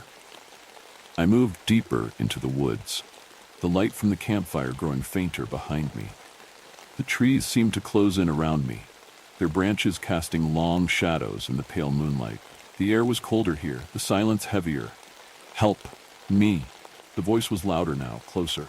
I stopped, shining my flashlight in the direction it had come from. Nothing. Just trees and darkness. Who's there? I called out, my voice shaking. No response. I took a few more steps forward, straining to hear anything. Footsteps, rustling, anything that would explain the voice. But there was nothing. Just silence. I was about to turn back when I saw it. A figure, just beyond the reach of my flashlight, standing motionless between the trees. My heart leapt into my throat. I raised the flashlight, trying to get a better look, but the beam seemed to flicker, casting strange shadows that danced and twisted in the dark. The figure didn't move. It was tall, pale, and gaunt, its eyes wide and staring directly at me. For a moment, I couldn't breathe.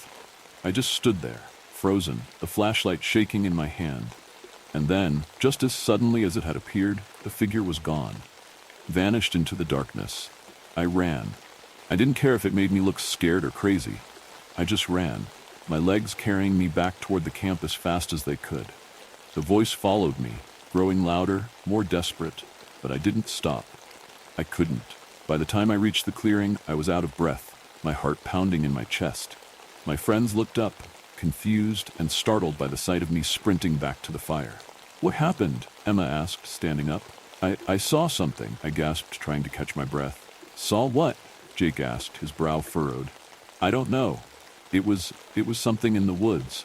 I don't know what it was, but it wasn't human. They exchanged uneasy glances. Are you sure you didn't just imagine it? Rachel asked, her voice quiet. I'm telling you, it was there. It was watching me. No one said anything for a moment. The fire crackled and the night seemed darker than before. Eventually, Jake broke the silence. Maybe we should pack up and head back in the morning. We agreed, though no one said it out loud. None of us wanted to stay another night. We sat by the fire, huddled together, too scared to sleep, too afraid to leave the safety of the light.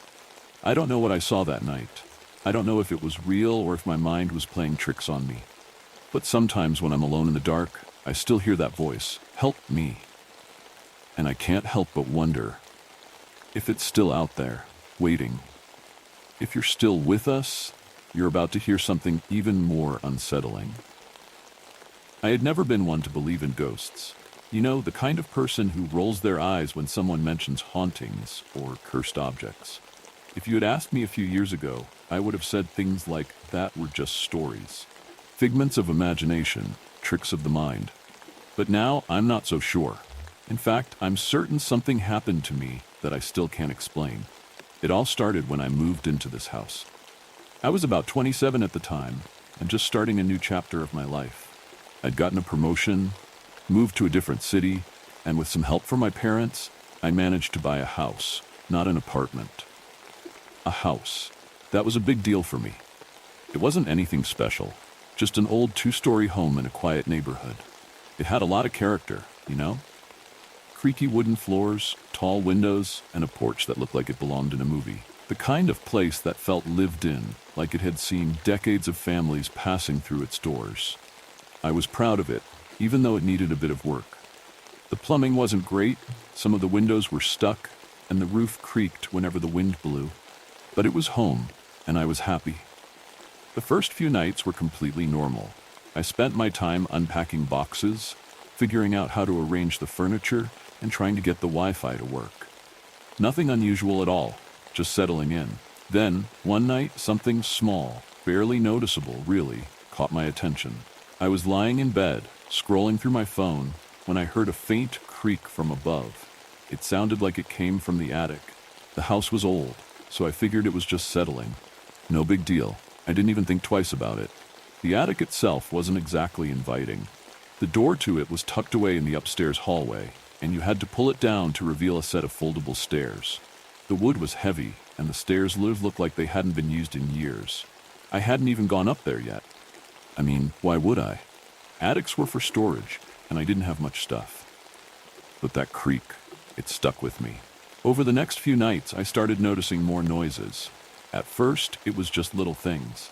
The occasional groan from the floorboards, a slight rattle from one of the windows, the kind of stuff you'd expect in an old house. But then I noticed the attic door. One morning, as I walked past it on my way to the bathroom, I realized the door was slightly open. Just a crack, but enough to notice. I distinctly remembered shutting it when I moved in. The latch was a bit loose, so I figured it had just slipped open on its own. I pulled it shut and went on with my day. The next morning, it was open again. This time, a little wider. Now, I'm not the kind of person who gets freaked out easily. I grew up in an old house, and I'm used to the quirks that come with it. But this was different. I stood there, staring at the gap in the door, trying to remember if I had really shut it the night before. Maybe I hadn't. Maybe I was just tired, and my mind was playing tricks on me. I closed the door again, making sure to double-check that it was latched this time. Then I went about my day, trying to shake the uneasy feeling that was starting to creep into my chest. That night, I woke up to a sound that made my skin crawl. Footsteps. Slow, deliberate footsteps coming from directly above me. At first, I thought I was dreaming. I lay there in bed, frozen, my heart racing, listening to the soft thud of each step. Someone or something was walking in the attic. I was alone in the house. For what felt like an eternity, I didn't move. My eyes were wide open, staring at the ceiling as the footsteps continued. They weren't fast or frantic, just steady. I don't know how long I lay there, but eventually I forced myself to move. I grabbed my phone and turned on the flashlight. The glow from the screen felt weak, like it wasn't enough to chase away the growing sense of dread. I got out of bed, my legs shaky, and made my way to the hallway. The attic door was wide open. A cold draft hit me as I stood at the bottom of the foldable stairs. I stared up into the darkness, the beam from my phone barely cutting through the shadows. My hand shook as I pointed the light toward the opening, and that's when I heard it, a whisper. It was faint, barely audible, but unmistakable. A soft, breathy sound that seemed to come from somewhere deep in the attic. I couldn't make out what it was saying. It was like someone was speaking just out of earshot, their words lost in the air. My heart pounded in my chest, and for a moment, I thought I might be imagining it. Maybe the wind was playing tricks on me. Maybe I was still half asleep. But then the footsteps started again. This time, they were faster, closer. I slammed the attic door shut and locked it. My hands were shaking as I fumbled with the latch, my mind racing. I didn't sleep that night. I couldn't. The footsteps didn't stop. They kept going, back and forth, until the early hours of the morning. I spent the next few days in a daze. I didn't tell anyone what had happened. Who would believe me? But every time I passed the attic door, I felt a chill run down my spine. It wasn't long after that I started hearing the whispering during the day, too. Soft, almost imperceptible, like someone was trying to get my attention. It always seemed to come from just behind me, or from the corner of a room. I'd spin around, expecting to see someone standing there, but there was never anything. Just the empty room and that creeping sense of dread. I tried to convince myself that it was all in my head. I even had a friend come over one evening, just to prove to myself that I wasn't losing it. We sat in the living room chatting, and for a while, everything seemed normal. But then, the whisper came again. My friend froze mid-sentence, her eyes wide. "Did you hear that?" she whispered. I nodded, my heart sinking. I ended up moving out a month later. I couldn't take it anymore. The footsteps, the whispers, the constant feeling that I wasn't alone. The worst part, I never found out what it was. I never went up into the attic. Sometimes, late at night, I still dream about that house. In my dreams, I'm standing at the bottom of the attic stairs, flashlight in hand, staring up into the darkness. And I hear the whisper. Closer this time. I wake up every time before I find out what's really up there. But I still wonder, what was in that attic? The fear you just felt is nothing compared to what's coming in the next story. The cabin by the lake. Every summer, my family would rent a small cabin by the lake. Nestled deep in the woods, it was a place where the chaos of city life faded into the background, replaced by the gentle lapping of water and the rustling of leaves. We'd spend our days swimming, fishing, and hiking, reveling in the simple joy of being together. But this summer was different. I had the cabin to myself for the weekend while my family stayed behind to attend a wedding. I was excited, finally a chance for some peace and quiet, a break from the bustle of my daily life. The drive to the cabin felt familiar, almost nostalgic. The winding roads lined with towering pines and the scent of damp earth filled me with a sense of calm. I arrived just as the sun dipped below the horizon, casting a warm glow over the water. The cabin was quaint, rustic even, with wooden beams and a porch that overlooked the lake. After unpacking, I brewed a cup of tea, settled onto the porch, and watched as the sky transformed from orange to deep blue, stars blinking into existence overhead. That first night was blissfully quiet. I lit a small fire pit, and the sound of crackling wood added to the serenity. As I sipped my tea, I felt the weight of the world lift off my shoulders. I had plans to read, and perhaps even indulge in some late-night stargazing. I turned in early, tucking myself into bed with a sense of contentment. The next day passed in a delightful haze of solitude. I explored the nearby trails, read a book, and swam in the lake. As dusk began to settle in, I prepared myself for another night of solitude, the peace of the cabin wrapping around me like a warm blanket. But that night, something shifted. It started with a faint sound, splashing. At first, I brushed it off, attributing it to the fish jumping in the lake or perhaps a curious raccoon exploring the shoreline. However, the splashing grew louder, more frantic, as if something was struggling in the water. My heart raced with curiosity and a hint of fear. Was it an animal in distress? The sounds echoed around me, making the stillness of the night feel alive and charged with energy. I stepped out onto the porch, flashlight in hand, determined to investigate. I shone the beam across the surface of the lake, its light bouncing off the water like a million tiny stars. But there was nothing. Just ripples disturbing the glassy surface, whispering secrets that only the night could hear. I sighed, shaking off the unease that had crept into my chest, and went back inside. Yet, the splashing returned, this time closer. It was relentless, a persistent rhythm that sent chills racing down my spine. I peered through the window, the beam of my flashlight slicing through the darkness. That's when I saw it, a figure in the water. At first I thought it was a person, but something was off. It wasn't swimming, it was floating, drifting slowly towards the shore. My breath hitched in my throat. I backed away from the window, heart pounding. The figure continued its eerie advance, a dark silhouette against the shimmering water. It reached the shore and paused, standing there, motionless, staring directly at the cabin. The sight filled me with a cold dread I had never known before. Instinct kicked in, and I locked the doors, my hands trembling as I fumbled with the key. I moved to the corner of the room, my heart racing, listening intently to the soft sound of water dripping and splashing just outside. I could feel the weight of the silence in the room, pressing down on me, amplifying every sound. The figure remained by the water's edge, unmoving, as if it were waiting. Minutes felt like hours, and I dared not make a sound, afraid that any noise would draw the figure's attention. I peered through the window again, my heart in my throat, but the figure was gone. I scanned the dark shoreline, searching for any sign of it, but there was nothing, only the soft whisper of the wind through the trees. I remained in the corner, eyes glued to the darkened shoreline, until I finally mustered the courage to look out again. The water was still. The only movement, the gentle ripples, which seemed almost mocking now. The shore was empty. Just like that, whatever had been there had vanished into the night. The next morning, with a heavy heart and a knot in my stomach, I packed my things and left the cabin. The sun shone brightly, but I felt cold inside. As I drove away, I glanced back at the cabin, a sense of finality washing over me. I had come looking for peace, but instead I found something that left me unsettled. I haven't returned to that cabin since. The memory of that night lingers in my mind, vivid and haunting. I often wonder what I saw that evening, if it was just my imagination playing tricks or something far more sinister lurking in the water. Even now, as I sit in my comfortable home, safe from the chaos of the outside world, I can't shake the feeling that something is out there, waiting.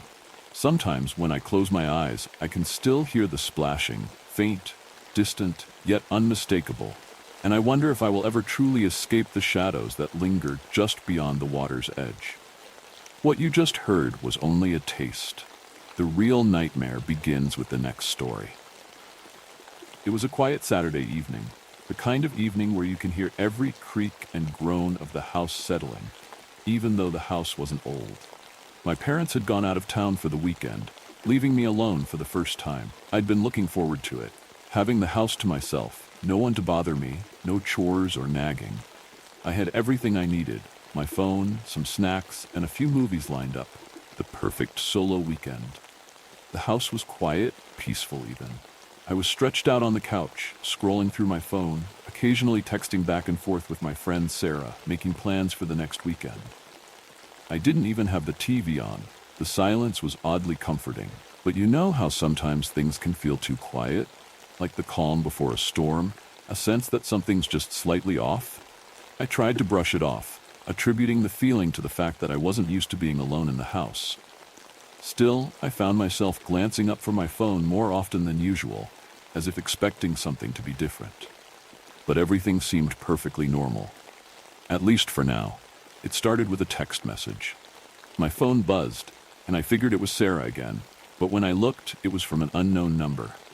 Just a simple message, hello. I didn't think much of it. Wrong number, probably. I went back to my conversation with Sarah. A few minutes later, my phone buzzed again. Same unknown number, another message. Are you alone? That one gave me pause. It wasn't so much the question, but the timing of it. I was alone. It was just a coincidence, I told myself. Maybe a prank. I ignored the text, trying to shake off the unease creeping up my spine. Another buzz. I know you're home alone. Now I was fully alert, heart pounding in my chest. I stood up from the couch, looking around as if expecting someone to be in the room with me. The house was still silent. I walked over to the front door and made sure it was locked. Then I checked the back door too. Everything was secure. But that didn't stop the feeling of being watched. I decided to block the number. Maybe that would stop it. I sat back down on the couch, trying to convince myself that it was nothing, just someone messing with me. But that gnawing feeling of dread was settling in, and I couldn't shake it. A few minutes passed, and my phone buzzed again. Same unknown number. Why did you block me? I stared at the screen, my breath catching in my throat. How could they still text me if I blocked the number? I didn't understand. My hands were shaking as I turned off my phone completely. I didn't want to deal with this anymore. I just wanted it to stop. Then the house phone rang. I froze. We never used the house phone. Hardly anyone even has the number. I walked over to it slowly, my hand trembling as I picked up the receiver. Hello? I said, my voice barely a whisper. At first there was nothing but silence, and then I heard it. The slow, steady sound of breathing. Deep, heavy breaths. Like whoever was on the other end was trying to make sure I knew they were there. Who is this? I demanded, but my voice cracked.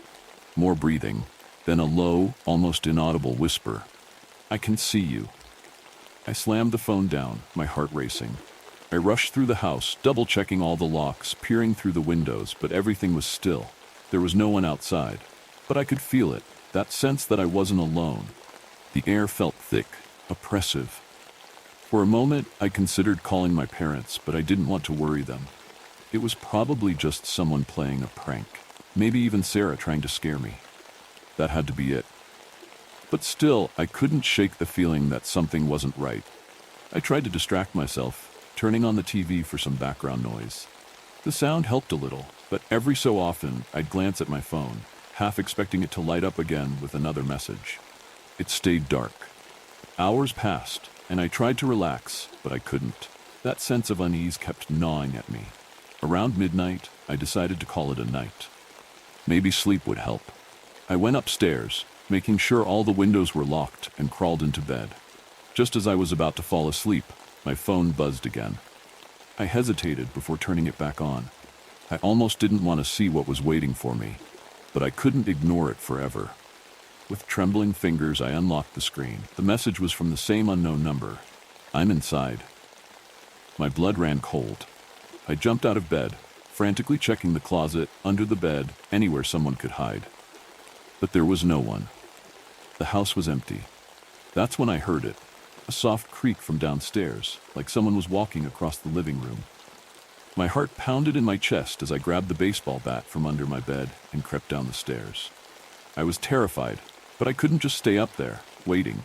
I reached the bottom of the stairs, and the living room was just as I had left it. No sign of anyone. But then I noticed the back door. It was slightly open. I knew I had locked it earlier. My hands were shaking as I approached the door, bat raised, ready to defend myself if I had to. I pushed the door open, stepping out into the cool night air. Nothing, just the wind. I locked the door, double-checked all the windows again, and went back upstairs. But I didn't sleep that night. I couldn't. I kept expecting to hear something, to feel that presence again. But the house stayed silent. The next morning, the texts had stopped.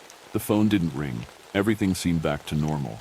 But every time I'm home alone now, I can't shake the feeling that someone is watching. And sometimes, late at night, I still hear the creak of footsteps downstairs.